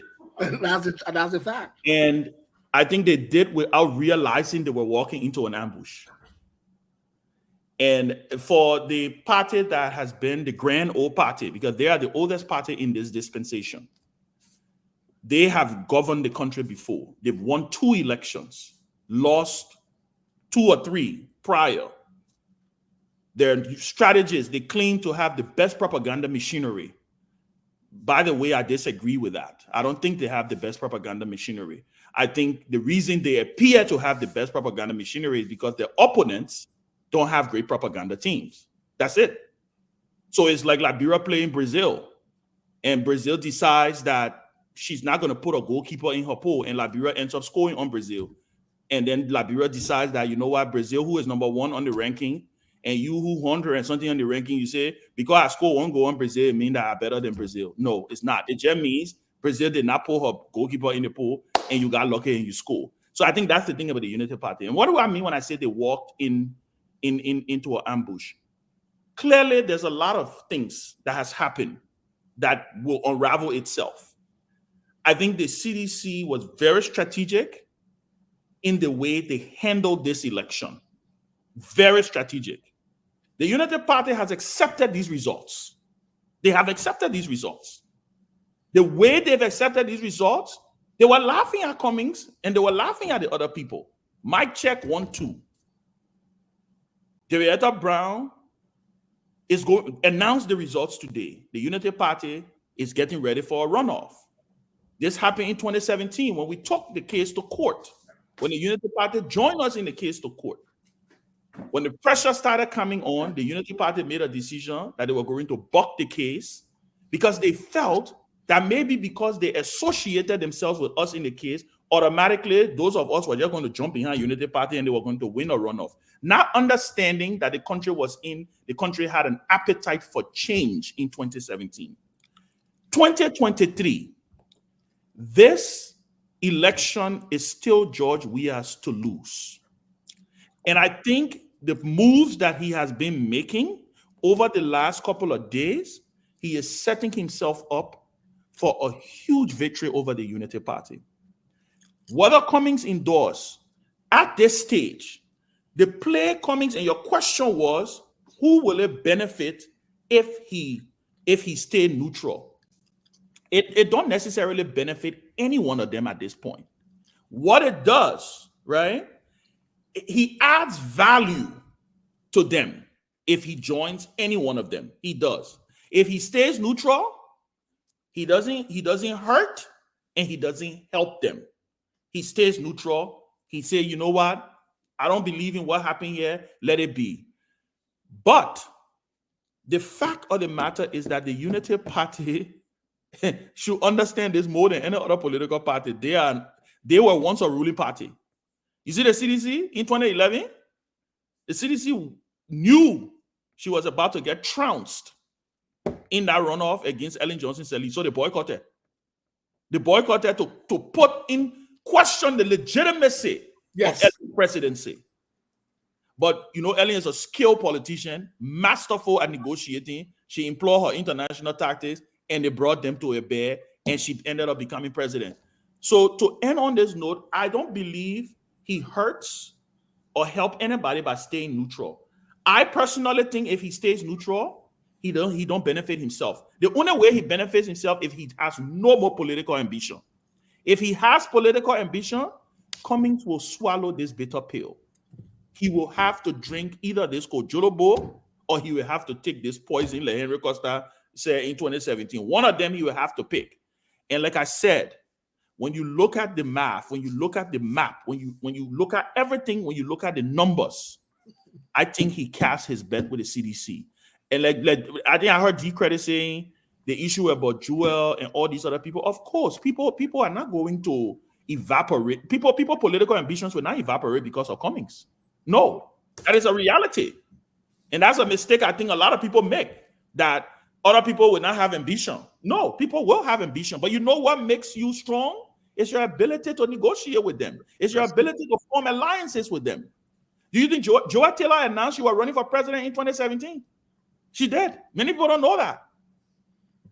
You remember that, Teku? Joa Taylor announced she was running for president in 2017. I do. What did she do? She was one of two senators who got reelected, she and Prince Johnson. Right after her reelection, she said, no woman going to be running for president, Ellen retiring. I would take the mantle and go run. You know what she did? Pew, her political stock went up. Boop, George Weah went behind her and said, you know what? Can't be my running mate.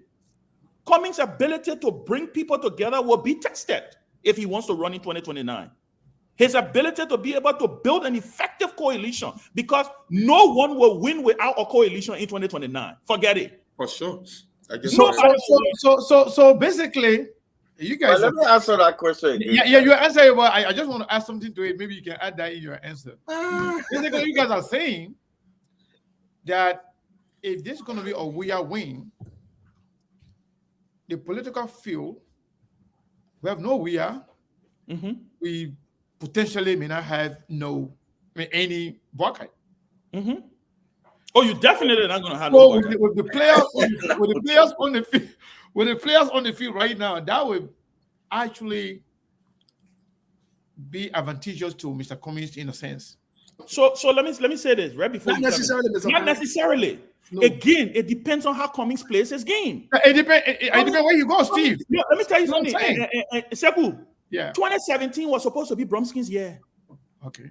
2017 was Bromskin's year. George Weah won the election. Yeah. It depends on how you negotiate. It depends on how you build your alliances. It depends on George Weah. We went to Ganta as opposition politicians. We said we're going to do the Ganta Accord. When George Weah sat down and saw that we were not serious and everybody was arguing, George Weah left Ganta and stopped in Banga and called Joel and called Tyler and said, "You let's form our coalition with Gori." It depends on how Cummings will be able to put a coalition together. And again, like I would like to remind people, because Cummings wants to run for president in 2029, it means that people will give up their ambition. He will have to go there. He will have to sit down with them. He will have to do that heavy lifting. And he will have to be able to continue. Chairman Ben, I beg you, before anybody comes in, I beg you guys, please, let me add this point. Let me add this there. Mm-hmm. To the credit of, even though it was assumed from the public, from some people, that it was Bromskin's year. But the truth of the matter is, President George Weah had already set the tone, such as he compromised twice, 2005 and 2011. We can take that from him. So it was easier, and seditions were not only enthusiastic, they were hungry for this thing. They seemed as though they were ready for it because they pushed Ellie around. And here is a mistake that I think Bromskin made. And I think if Mr. Cummings will make this mistake, whether he endorses or not, it will be a problem. Bromskin sat supinely thinking that it would be a year. He did not exert pressure and made himself new. Why CDCs were throwing caskets and running around, making themselves new and getting Ellen the room for her money. So that played to President George Weah's advantage too. So I don't want to throw that point in there, but I mean the point you make is very valid that people will not throw their ambitions away. He will have to negotiate. He has to. Hence the reason he need to remain neutral. Okay, let me say this. If he remain neutral, it will hurt the Unity Party. Okay. The reason it will hurt the Unity Party because everybody expects opposition unity. Think about this. Yeah, maybe in 2017, by this time we'll have what we call the Ganta Declaration. So the uptake will be against the Unity Party. But let me tell my brother, D. Curtis, look at this name, Winston Tubman. He was not a sedition, but we had him on the ticket in 2011. Great point. I just want you to just take that. You know, that notion, you think that we sedition would just die that way, and you need to stop and just look at history. You see, one thing a lot of people do, they don't do the research, but they just hear the noise all around, they take it, they say it. Oh, sedition. Oh, Winston Tubman. George Weah, who was the man who furnished and financed the CDC. The CDC told him, go to the back. Go as vice president. And he did. So people should get out straightened up. So just, you guys look that's a good point. Yes. Please split it up. But it will hurt if you stay neutral, it will hurt the Unity Party. That's also a good point. It will hurt the Unity Party. That's a valid point. So, That's a valid point.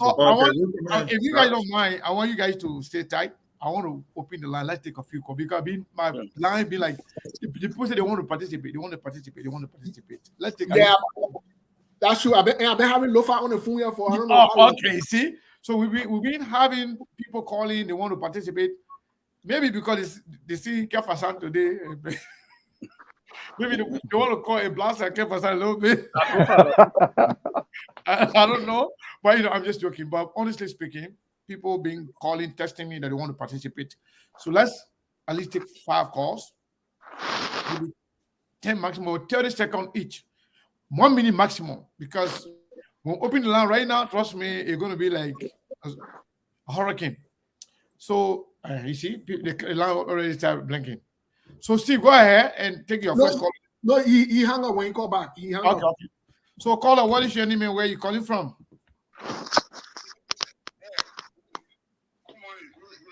Please mute yourself, folks.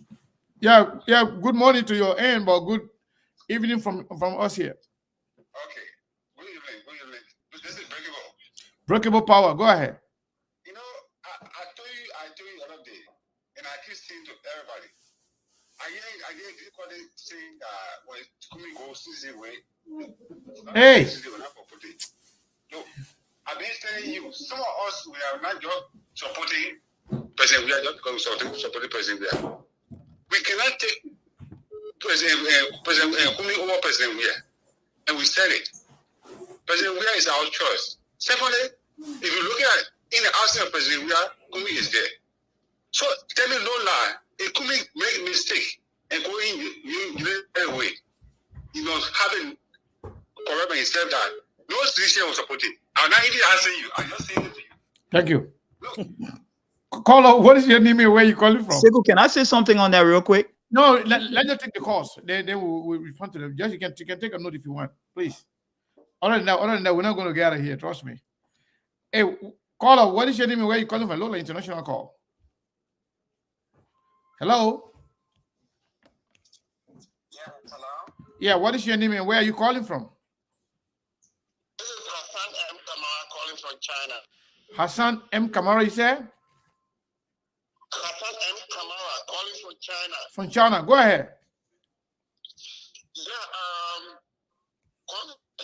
just want to say, Cummings needs to join Unity Party so that we can have a united opposition group that will be able to take these guys out of our way so we can rescue our people. What I'm saying here is that if Kwame Jones CDC definitely is going to follow the wrong path because CDC is already in it. You understand? The Liberians who have decided we are resolved. So the best thing Kwame can do is to join Unity Party. All right, thank you so much. Thank you so much. Let's take the next caller. Caller, what is your name and where are you calling from? According to net, 800,000 people voted for Joe. Is it a Liberian? Ben, hold on one second. Let's hear this caller. All right. Caller, what is your name again? Yes, my name is Augustus P. Fluman. Thanks for having me. Augustus P. Fluman. Go ahead, my brother. Yeah, even if Mr. Cummings endorses Joseph Boakai, and I am a Mr. Cummings supporter, I will never vote for Joe Boakai. Because if you really love Mr. Cummings, what Joe Boakai, Henry Kosa, and Benada Ure did to Mr. Cummings that could have put him in jail, people do not know the infirmity of that case. Mr. Cummings could have gone to jail if he was guilty. So even if Mr. Cummings endorses Joe Boakai, and I love Mr. Cummings, I'm an ANC partisan, I will never vote for Joe Boakai. I'm just throwing that out there. Thanks for having me, and God bless you, my brother. Thank you so much. Wow, we have the lines are blinking, man. Caller, I think this Mommy is a dollar. Call him on my regular line. Yeah, Mommy Dollar, my brother, you are live. Welcome to SKTV. Thank you. Yeah, thank you, Mr. Kenny. I want to thank all of your panelists. Great discussion tonight. I don't think Cummings should support the old man. From one part reason is that these guys left, DeLong and Yomini left the Liberty Party and joined the UP. And when they went to go visit Mr. Cummings today, they had a serious problem with it. So he going there, he's not going to be welcome. I think the pathway for him is to either be neutral or join the CDC. And then the United Party people should start saying that, oh, do it for the country. There's nothing important to say, do it for the country. I just want to agree with Chairman Ben Savi. Do it for the country for what? If you're doing it for the country, then go join the man and serve in the cabinet. But you're doing it because you got certain interest. That's what people go into politics for. Thank you for having me and great discussion, guys. Wow, thank you so much. Thank you so much. Let's take the next caller here. We have a lot of callers. Oh my God, I can't even. Caller, what is your name and where are you calling from? We were just maybe 10 calls. Good evening. I'm Hilton Starks and I call about New York. You are calling from? Already in New York. From New York. Go ahead. Yeah, thank to all of you guys for this brilliant presentation. I just want to push out as regards to my own point. The CDC doesn't hold onto their words so easily. I think that if Mr. Cummings support CDC, he might likely feel the same impact or effect that Honorable Amara Conan felt, Honorable Dr. James Scotty felt after the 2017 elections. Those guys were instrumental in the CDC war in 2017 with the mindset of being paid back with the senatorial seat after the demise of the late senator of Montreal County. During the yeah, in their own mindset said Amara Conan, as at the time after being promised the senatorial seat, he wasn't a true grassroots of the grassroots movement. Honorable Akawas Grace Joseph, and most of those grassroots from CDC, they said they cannot give Amara Conan the chance to contest on CDC ticket in Montreal County. Akawas Grace, in fact, were contesting against Amara Conan, and that was how they rallied around Joseph as the Boniface edition.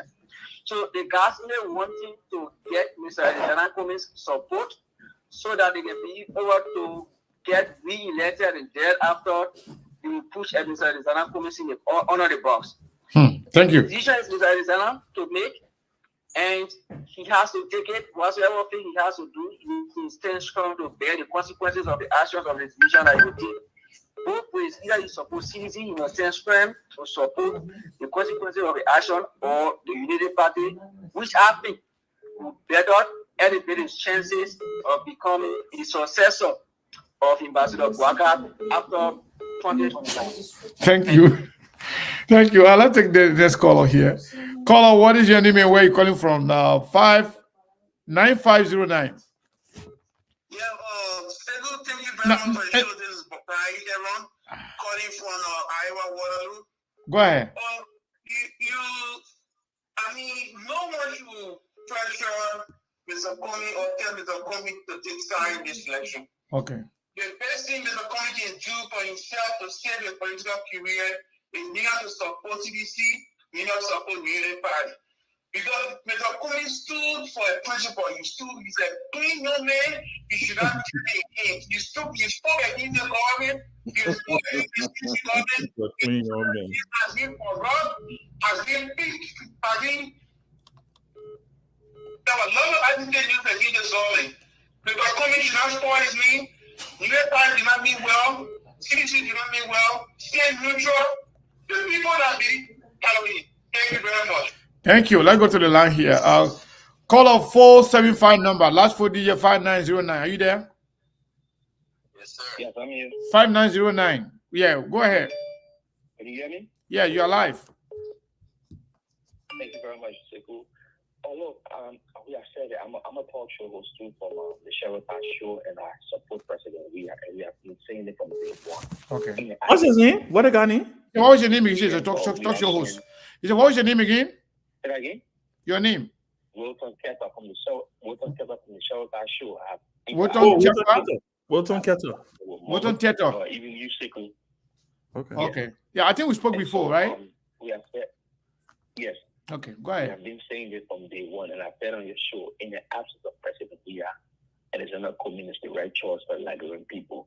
And if Alexander Cummings should give his support to President Weah at this point, rest assured that Sindicians will reciprocate the good gesture of Mr. Cummings come 2029. We have been saying it. It's not something to say agencies still like is honored by the people. We're not going to do that.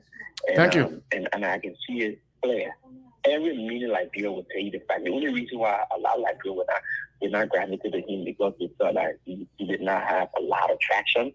But if he has a large groundroot movement behind him, it's a possibility that he can be president 2029 easy. And President Weah is the way to go. Thank you.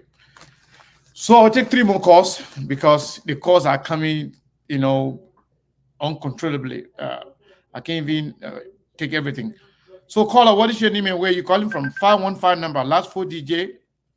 I can't even see the last 4 DJ because of calls. Go ahead. Caller, are you there? 515-6197.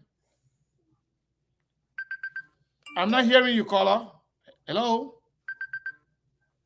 Okay. Let me go for the next caller.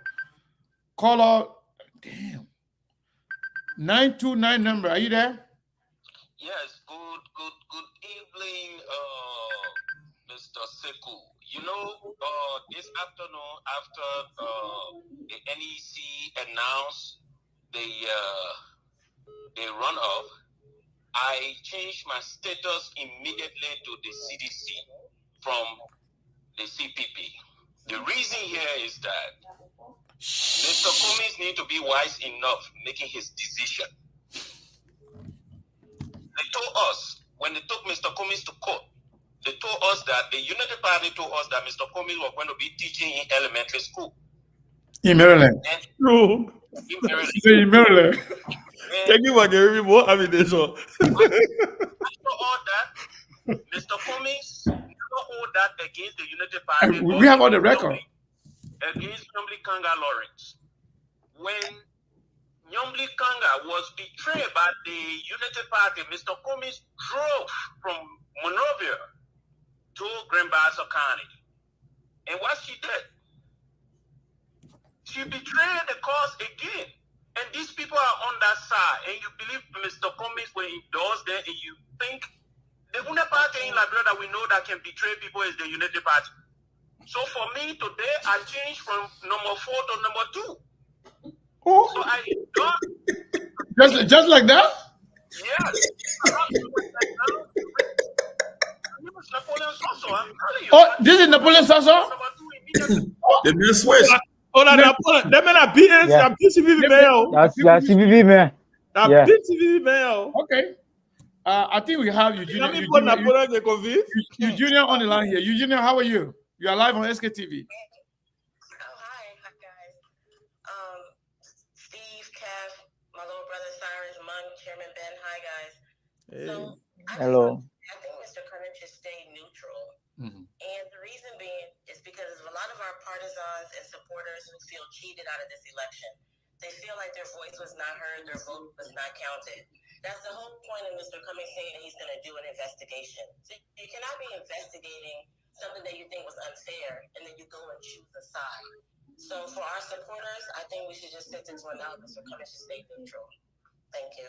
Thank you. Let's go to the line here. This one look like the uncle from all the country. I'm not too sure, but call up 612 number, last 4 DJ 4520. Are you there?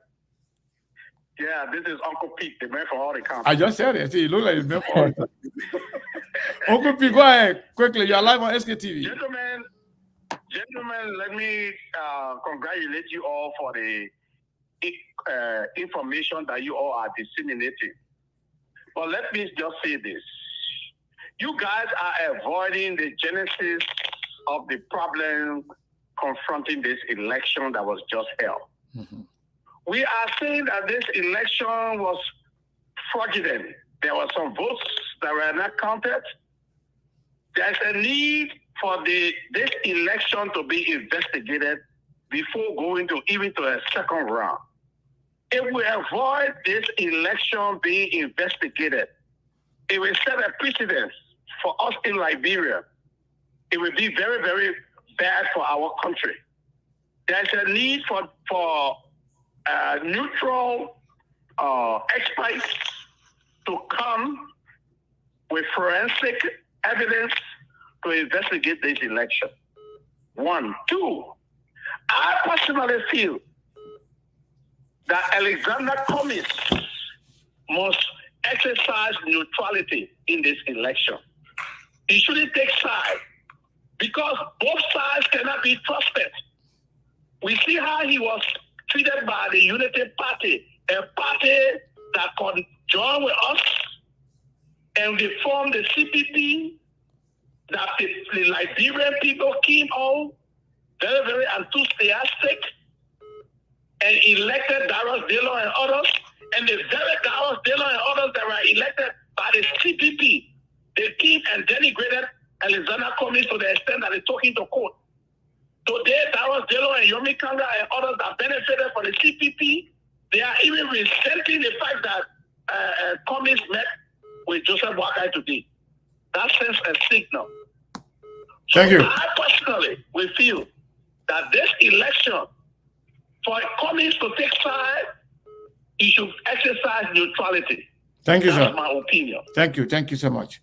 Let's go to the line here. 214 number, last 4 DJ. I can't even see the last 4 DJ. Last 4 DJ 9696. Quickly. We're going to stop taking calls now because we have a lot of people in here. We got to give our opinion and then we call it a night. Yeah, how are you doing? I'm doing great. What is your name and where are you calling from? Yeah, my name is Great Money Maker from Tyler, Texas. The Great Money Maker? Yeah. How much money have you sent to SKTV? Don't worry, I'll send some right now. Okay, go ahead. I don't want to be clear on this show yet. Go ahead. So, 2029. mm-hmm. Save it. Keep my voice. It will be Sir Joseph and Ezra Kumet. Because I want 50 will not be running. Because she and American government are getting along will power up. I want 50 up and then Sir Joseph and Ezra Kumet on a ticket for 2029 for CDC. So that means Ezra Kumet will be what? President and Sir Joseph Vice President? Yeah, Ezra will be president. Oh. The boy heard it for me to dig it. You see this here? You better see this here. All right, thank you, sir. Thank you. We appreciate it. Okay. Caller, what is your name and where are you calling from? 515. Last 4 DJ 16197. I'm Harry Kishi calling from the state of Iowa. Go ahead. First of all, let me say thank you for the show. Thank you. But I can assure you, mm-hmm. this is the the biggest chance, the biggest opportunity for Mr. Cummings. If Mr. Cummings endorse President Weah, come 2029, Cummings is president. Really? Just like that? I'm telling you, but I'm a CDC. I know what I'm saying, Sekou, right? Okay. In the camp of CDC, I heard other people talking about other people having the ambition to run. There's no way we're gonna make Sir Joseph a presidential candidate come 2029. There's no way Madam Joa Howard Taylor gonna run 2029. If Mr. Cummings, this is the opportunity. If Mr. Cummings wants to harm himself and say he wants to stay neutral, he's not going to be president of Liberia anymore. All right, thank you, sir. Thank you. Mr. Cummings endorses the president. He's president come 2029. Trust me. All right, thank you so much. The last caller. Caller, what is your name and where you calling from? Last 4 DJ 42. Thank you, Mr. Labura. This is Love. Hey, Love Hopkins. Yes, Love Hopkins. All right, welcome to SK TV. Go ahead. Love birthday or recent? Yeah, she the one we had our birthday on. Happy belated birthday, Love. Happy birthday. But yeah, when me talking my cousin friend now. Wait, now yeah, cousin talk friend when she Yeah, dude. Why you so hard to call your cousin? Go ahead, Love. I suspect you, Ben.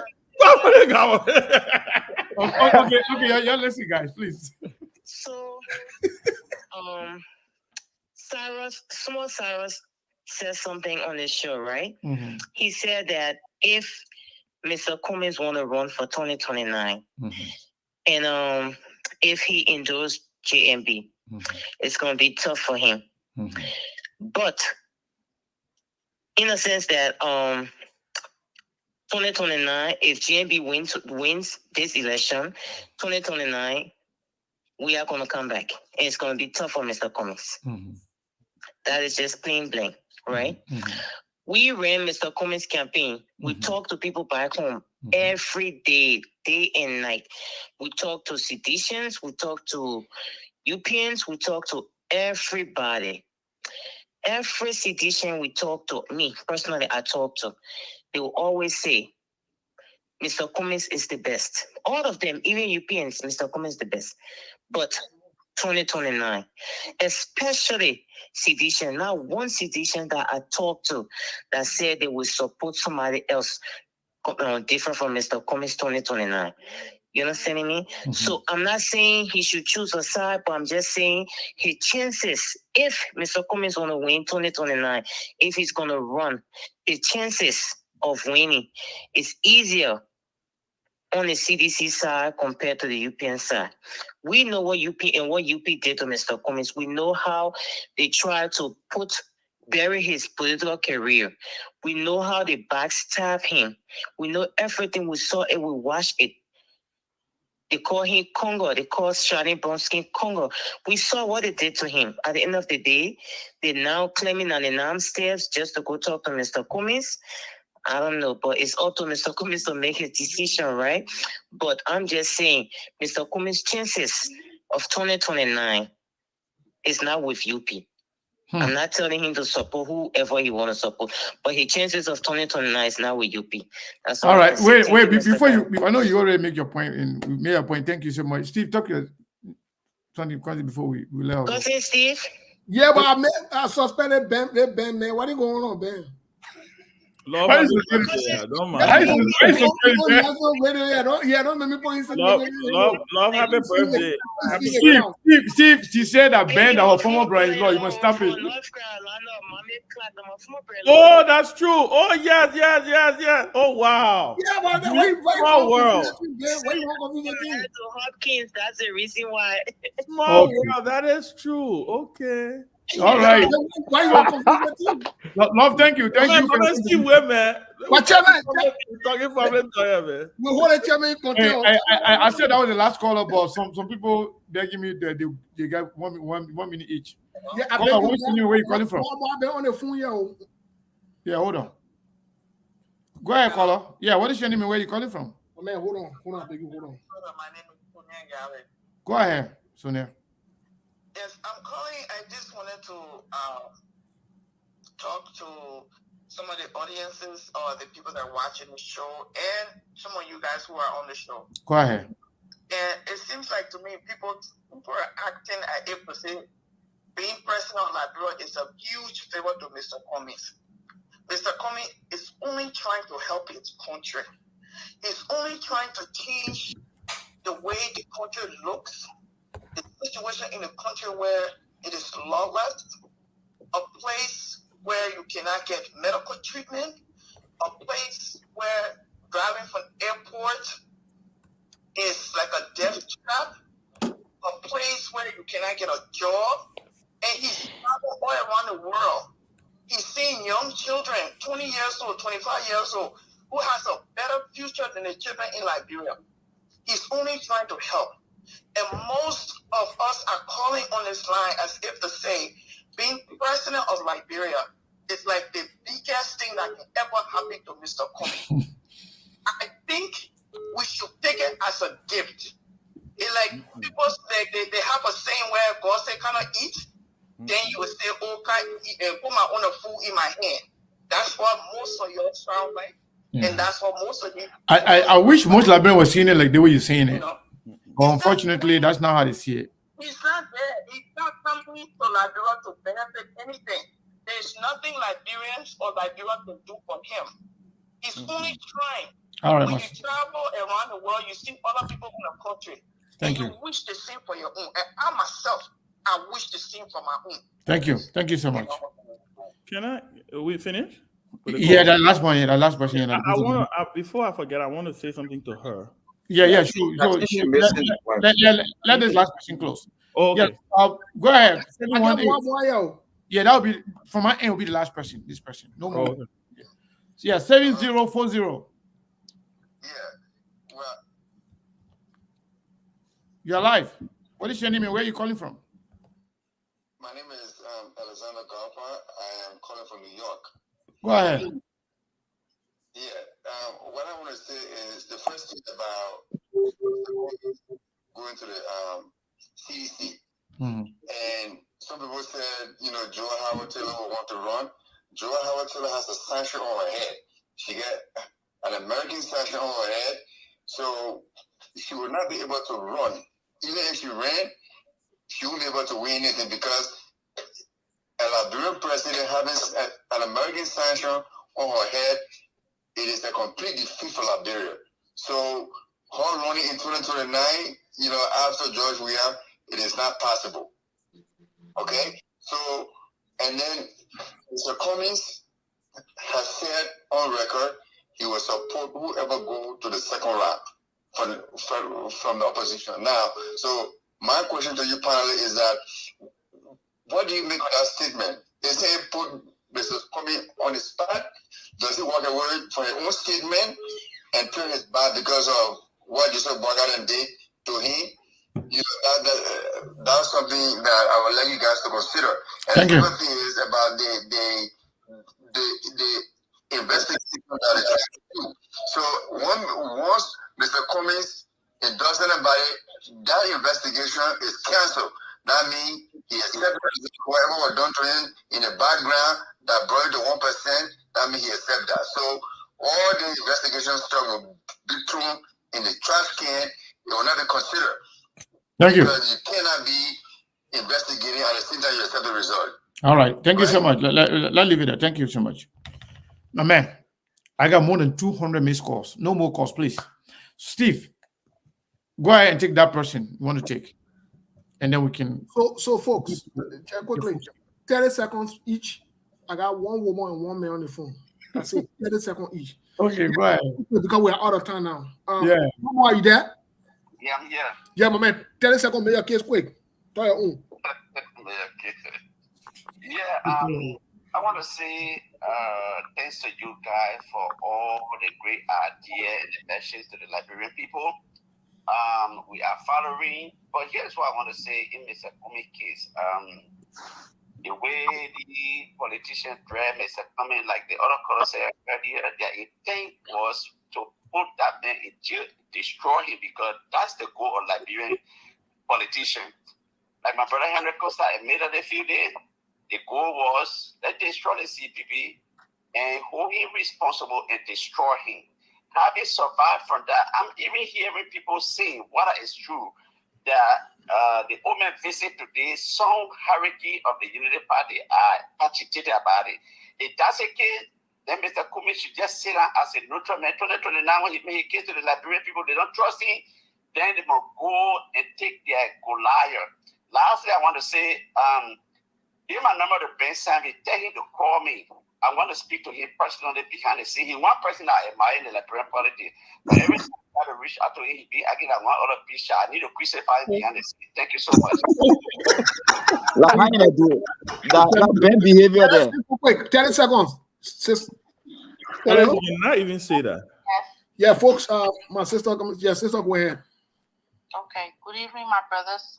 I'm happy to be on the show, but real quick, I believe Mr. Cummings should stay neutral, and here's why. What's your sister name, Steve? Name. The name. Tegonti. Can y'all hear me? Can I continue? Yeah, go ahead, Mama. Okay. Unity Party now show us their track record. They got nothing new to show us. And as far as George Weah's party, this is what I'm going to predict. George Weah will win this election, this runoff. But here's what will happen in the next 6 years that we're coming face. The George Weah officials, most of them will be sanctioned and will not have a chance to run in 2029. So Mr. Cummings still stands a chance to run if he wants to run. And George Weah's record in the next 6 years will push the Liberian people to vote for Cummings because he will do just as worse as he has done now. So Mr. Cummings still stands a chance to remain neutral. Yeah, thank you. Thank you, Mama. Well, folks, that's it for the I know that they can see other jobs she can Ricardo. Slow down. Can I tell my people? Me, and I want $100 from Benno, so I'm not coming be the Saros. Yeah. Let's give you 1 minute, please. Close. Let's give you 1 minute. No. I take exception to that. Oh, Sarah, you want me to talk? Sarah, you come for your 1 minute. I'll let me close very quick. Go ahead. All right. So I don't want us to make this seems like in the absence of George Weah is an automatic support for Cummings from sedition. Sedition will always have the ambitions like we are all stating here. We are also stating that regardless of what Cummings' decision is, there will be consequences. I still believe remaining neutral is the best option. Supporting George Weah right now, Cummings is contradicting himself. He's going against his own standard, his vision, and everything that he's preached over this past 6 years. One of his biggest phrases is that future performance can be predicted based on past performance.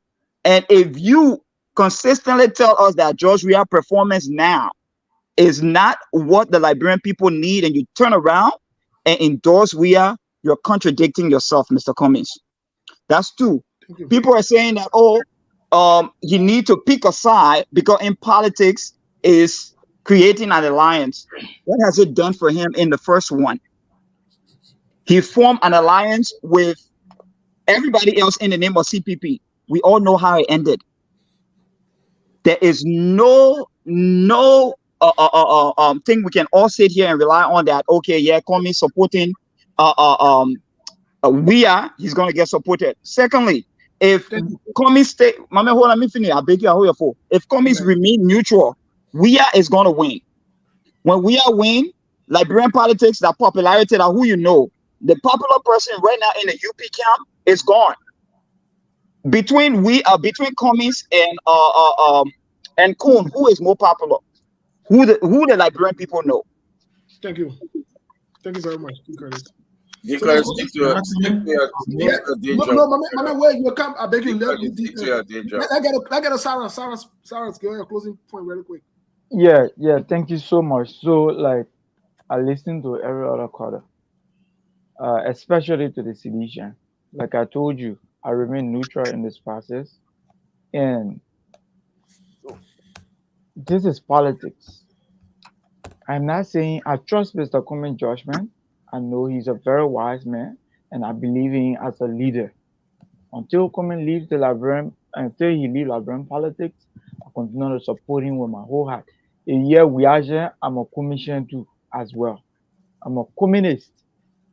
And this is the thing. Yes. You know what? You're communist. Yes. Yes.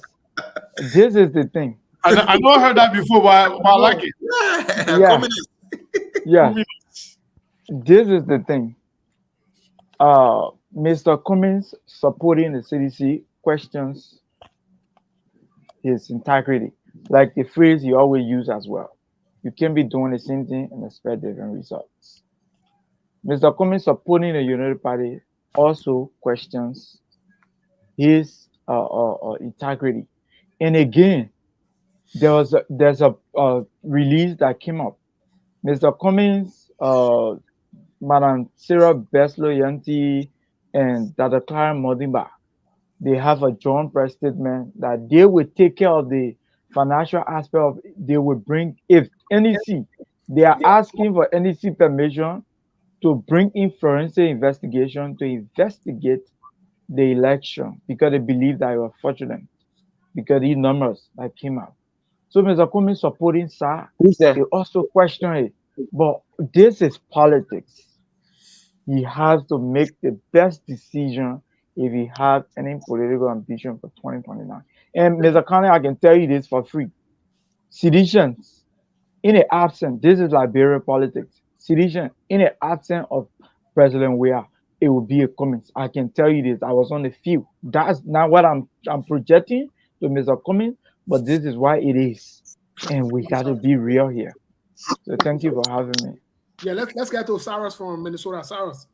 Well, we couldn't have said anything better. This is why we come to SKTV. We are very diverse when it comes to idea. We don't take political party or political leader. It's just Liberia come first and saying the truth for where it is. You see, like I said, it's the same thing. Mr. Cummings' problem in this election is he's trying to juggle a moral compass in the political game, and it's not going to work.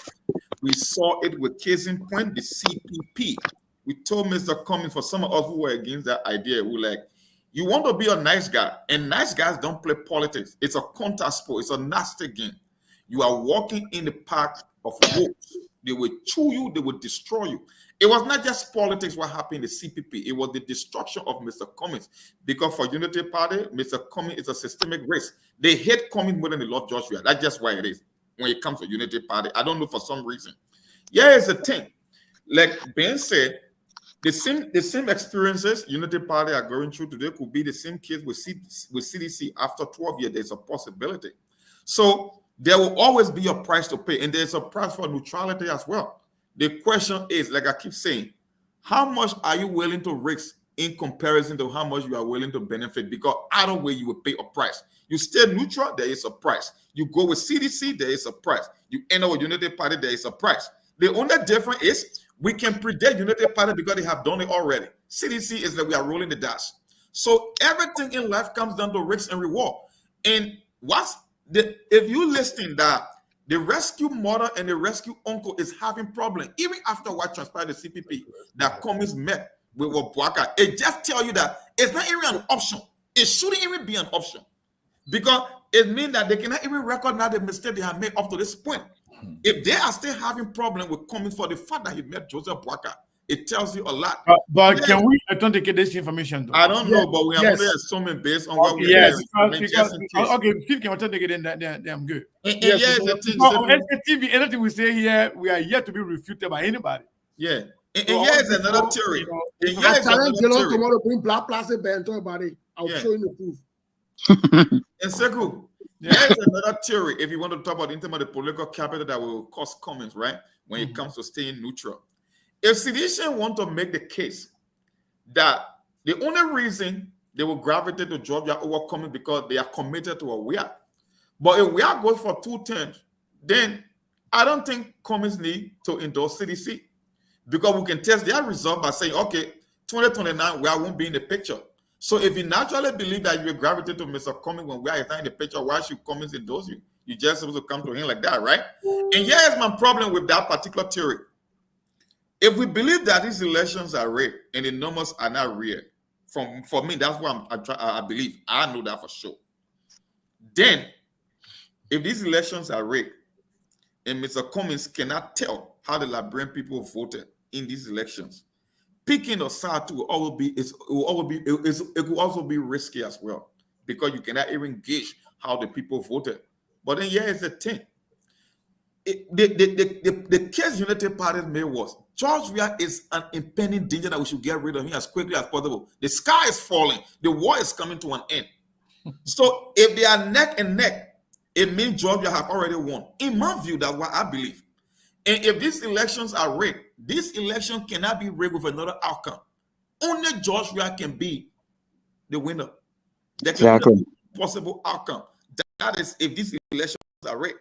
So if Georgia is going to be a winner, whether Cummings endorses him or not, because I know at the end of the day, second round will always have a low turnout. And if Georgia survived the Holocaust, the Unity Party people painted this picture that the war is coming to an end, that the first order of operation is to get Georgia, because if you can get rid of Georgia, Liberia will cease to exist. It means Georgia dodged the bullet already. And in the second round, with all the resources he got, with they are the one being the control of the system, I know where he's going to win. Why we are in those of God who is already expected to win. Exactly. Take that race. So it's a dedicated game, and I think Mr. Cummings will really have to. You got to take days, man. It's not. I mean, maybe weeks to think about this stuff, because, like I said, either way he goes, we do three options. We don't have Ain't got weeks. Ain't got weeks. We may not got weeks to think about this. We got hours. That man should stay neutral. Let's go. Let me go. Let Chairman go and then Kev. No, Ben will explain long, man. Let me. No, I will not explain long. Stop it. Ben already said. I've said already what you wanted to say. Yeah, my man. Y'all know me. I talk about all about it. Look, let me tell you something. I have said this and I will say this, and I guess one of the reasons why a lot of people love to hate me is because I have come to appreciate the scars that I bear in Liberian politics. One of the things that I've always said is that when you're going to war, you must understand your battlefield. Is that when you decide to go and fight a war, you must understand the strengths and the weaknesses of your opposition. Oh, yeah. Because at the end of the day, those two things can determine whether you win or you lose.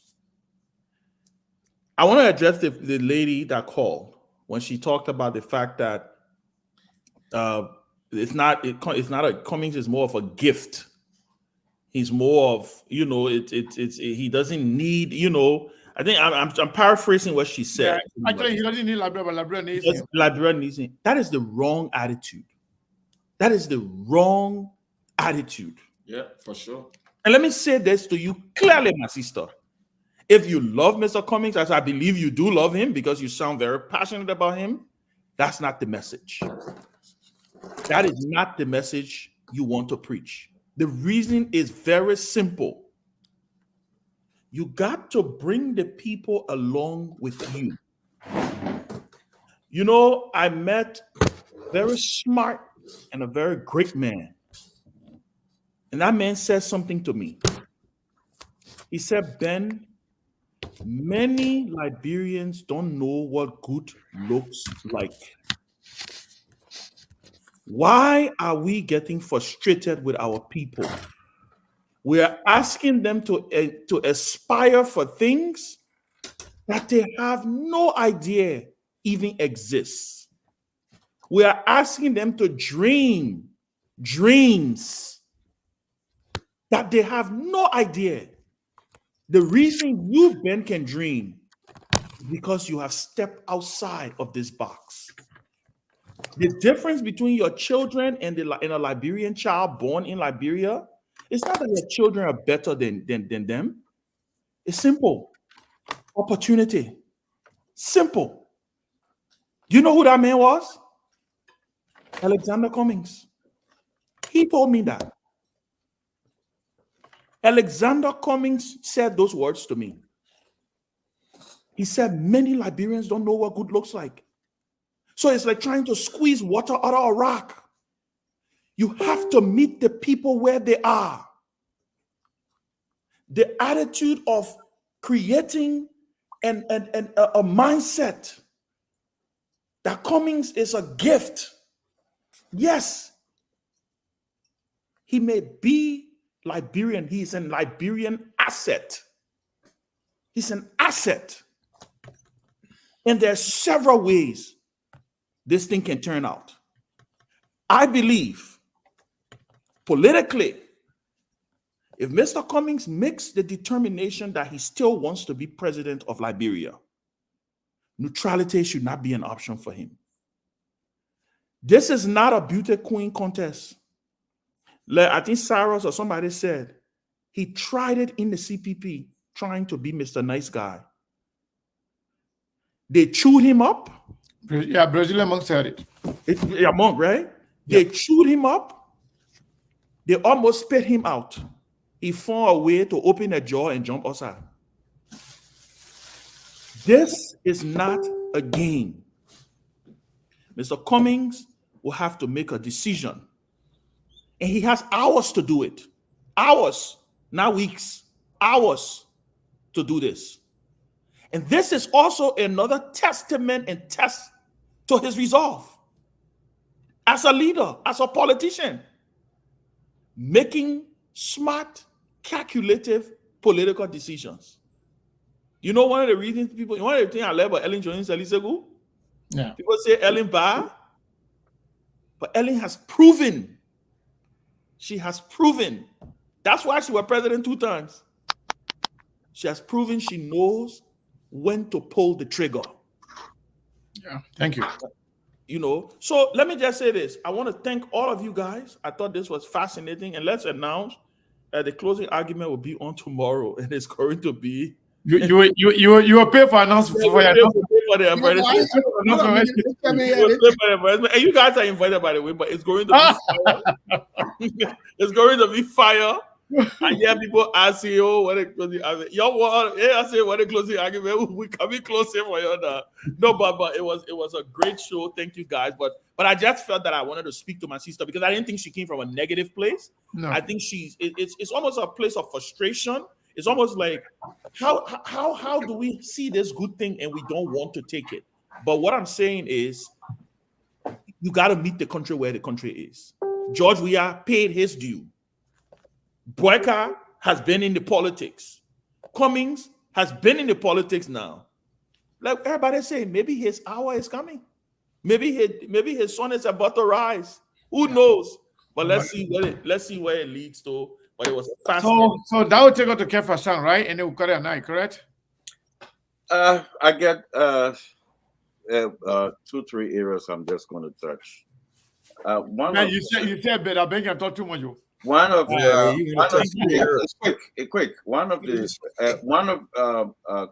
Cummings' a problem that I spoke about along. When I say people sometimes they feel somewhere. I said one of his problem that he did not take part in the war, and that was a big issue for Mr. Cummings. Why I say that? The war. We got 2 parts of the war. Let me say that aggressively. He did not take part aggressively in the war. You got 2 parts. You got the Prince Johnson part that they fought, destroy the nation, and they get the other part to fix the nation.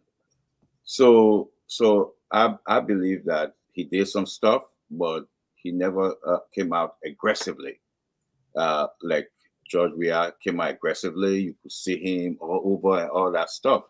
So it hurt him a bit because the Liberian people at that time, they say, "Oh, okay, we don't know." So, and because of that, Unity Party and Joe Boyka and still in there because I don't think any place for Jose Yuma and Boyka. He should have been in this race. So for folks who say he shouldn't take side, that was the problem. You got to take side in Liberia politics. You got to take a side. And let me say this: the other part I would touch that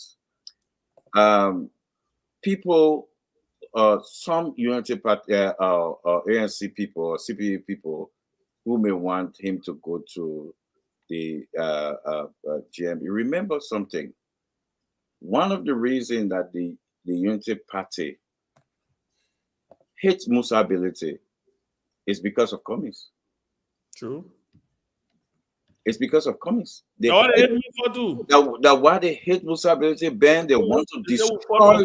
They want to destroy Musa Ability. They hate him so bad because of Mr. Commies. Reason because Musa Ability stood with Mr. Commies. He said, "No, we will not take our party to Unity Party, Liberty Party." He stood. It's because of Mr. Commies. To see them coming now, oh, we want to seek your endorsement. No. All they're doing because they want to win. That's what they're doing. They want to win, so they want to use people to win. So, Mr. Commies, if I'm Mr. Commies' shoes, I try Unity Party. I know what Unity Party is all about. You had an alliance. It became unholy. It was so bad. They never wanted Mr. Commies to run in. Like, matter of fact, they call him a stranger. That's what Joe Baka called him. He said, "We'll not put this country in the stranger hands." He said that. So you will not go to you will not go to somebody who you already know, because they never wanted for Commies to run, because you know why? Because if they could have found Commies guilty, he become what? A criminal, right? Then he can run. That's what they wanted, because they knew Mr. Commies, if that 50-50 fair game within the CPP, Mr. Commies will be the leader of CPP. So they were putting crime on Mr. Commies. He testified. I sat in the court. Ben, I want them when the court together, right? Who sat there? We heard them. Would they ask them who fingered the document who were there in the room? But Mr. Commies were criminal defendant. Ali pointed at Mr. Commies. Who is a criminal defendant? Wait, they're also trying to exclude the role of the justice system also in our whole process. I get to go now. Let me finish. I get to go. I think we're closing now. You know what? We can do this again, gentlemen. We can do this again. But let me say this. Would they ask in the court who figured out document? Mo Ali pointed to Mr. Commies. He's in the courtroom. Would they ask? Would they put out the document? So I will rest now. So I hope folks who want to, because I know maybe my boy Dick Curtis was looking at Unity Party. Maybe he feel like he's not going to party, just stay neutral. But listen, guys, I don't think that's the way he should go, because he tried Unity Party. Sheku, he tried Unity Party. He was with them. All right, folks. Mr. Kane. Just a second, please. Yeah, let me use this opportunity to say thank you to the people who contributed to Chairman Ben. Thank you. Sorry. Thank you. Yeah, that's it. Cyrus, you need to divide our money with me because I'm going to set one top plenty. So let me just make a quick announcement before we go. You know, we have our regular show time, right? But because the politics can be so crazy in the daytime this time around, so that we do show twice. But we'll do our regular show. But if we make anytime you miss the regular show, most of the time in the evening, we can come here. And all of you are welcome, gentlemen. And ladies too. Everybody's welcome here. If you are a Unity Party person and your party is going into the second round with CDC, and you feel like you want to come SKTV to make your case, as long as you are saver, you follow the rule of the true and the remain within the conference of our platforms, you are more than happy, welcome to come here. So we are not being selective. Ben is not stranger here. Kefasan is not stranger here. Even Deep Cut has been here before. So those of you who will sit by, and then when you see other people, you get jealous or you get angry, I don't see the reason to do that. You saw me. You don't see me on any platform before. You saw me on the closing argument. That should be a sound to you. I don't even call on you like that. It's not arrogant. It's not because I'm arrogant or trying to be bigger than everybody else, but just don't do certain things. And the reason I know it, I don't flow with everybody. So when people come here, we welcome everybody. You want to come here? Let us know. We'll bring you here. But to say, oh, because Kefa's here, oh, because Ben here, because is here, I'm leaving. That's been so much hateful. And it doesn't speak. I suppose they want to change Liberia. The kind of unity. We have to accept everybody. We have to accommodate each other. So long you feel comfortable to come here, let us know. We'll bring you like everybody else. So Ben, D. Curtis. And let me just end my comment, Steve. You will close it. And Ben, D. Curtis, Kefa, our usual folks, Saros, the two Saros, and Steve. I want to say thank you guys so much for keeping SKTV for what it is. But I can tell you, for some reason, our evening show now getting more traction than the daily show. I don't know. Maybe people can be relaxed because it's a prime time. A prime time, you got to filter the news. What's going on, but people are relaxing. People laying down. Nah, the evening show. Yeah. Ben, the last evening show we did, I look at it just yesterday. I look at it like 18,000. Wow. So I'm like, what's going on? So a lot of people actually following the show in the evening now. But I mean, it is what it is. We'll do both, but we will be consistent with our regular show. The evening show will be off and on. When we see the need to come on, we'll come on. Anybody want to come on? We are all friends. Let us know. We'll send you the link. You will come on. We'll have a conversation. Thank you so much, guys. Thanks for the time, man. Thanks. Folks, just before we leave, I want to recognize one of our supporters on SKTV, Sanoye Queen. Today our birthday. When? Today or? It already midnight now. Wednesday, right? Yeah, already midnight on the East Coast. Okay, so we are sending her happy birthday shout out. Tomorrow we'll continue with a happy birthday shout out to her. That's why it's good to be stakeholder on the show. You not stakeholder in there yet. You're on your own. Well, birthday time you go. Not worry about you. Yeah, you're not in the process. No, but you're not stakeholder. But you so my now, brother, you whoop. I can be plowing viewers. But anyway, I ain't there. They all used to it. You know the one that surprised me? They can Kanye and made no, right? Okay. You're not support. You see, they still hold up, you're not support the show, but you say Ben Manakan, keep Manakan. The spoon and the other place where I can go, where you still hold up there. We can go there and say, man, I say the one. You're not still hold up, you're not bring no share. We beg you. But why not stick you get it for the holding? No, right? You have to still hold up than me, yeah. You stupid yourself, you're not still hold up. In fact, we'll bang you on the show. Me, I want to know. You don't get my own stick for me, no. I see what Steve was asking that you show your picture, you show your face. Exactly. I'm telling you, Sebu tell me say a stakeholder. I've been holding stick for a long time. No, Steve. Steve, D. Curtis is stakeholder. My Curtis is not stakeholder, but D. Curtis is. Tomorrow, as the news unfolds in the country, will definitely bring you all the information. And by the way, Steve, not to cut you off, Ben and everybody, I did not even give 5% of the information that I received today from the two meetings. So we'll have that tomorrow. We'll expand. Yep. What happened in the meeting today? We'll go deep, and we'll expose something there. You'll be like, oh no. What happened? Bwaka was sleeping. Bwaka was sleeping. Joe was singing. My man. What happened in the meeting? I think that one walk out to sleep with the reason why they took him outside so the breeze can go. My man, I'm really telling you, I said Moses in the Bible, go read the Bible. Moses. They kept Moses. They go go No, they took me outside. Still, my man, still I'm outside. All joke aside, if you read the Bible for two, before Moses could die, they carry him outside on a mountain. They show him promised land.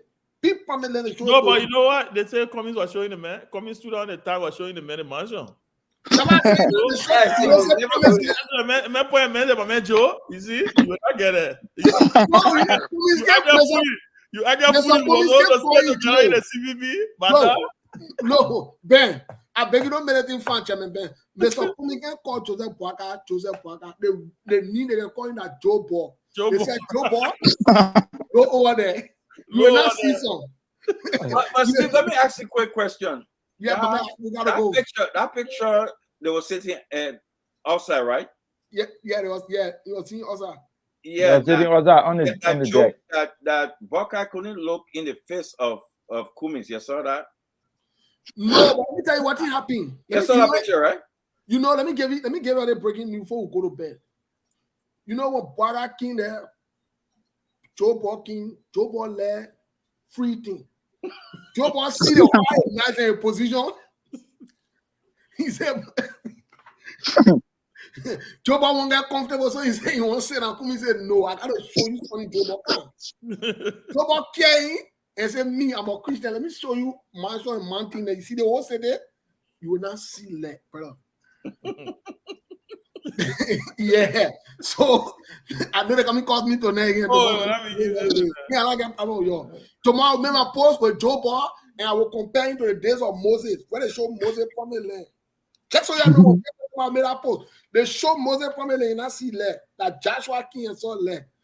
Joe Ball, that I told you I said the thing with wow and cheer for Unity Party. How long now? If you minus 14.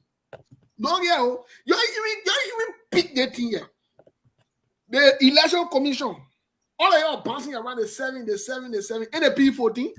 What job we have favorite number? But even that's the biggest mystery behind all of this thing. So why the P14, yeah? The P14 first. But why you think among that 14 they went and Joey was 2nd Street first? Why you think they talk? If you take out 2 from 14, how many level? You're good. That's right. Okay, you're good. Ben. That's right. Yeah. Yeah. I mean, next thing you around me, I'll hit you up. Okay, bro. Good, man.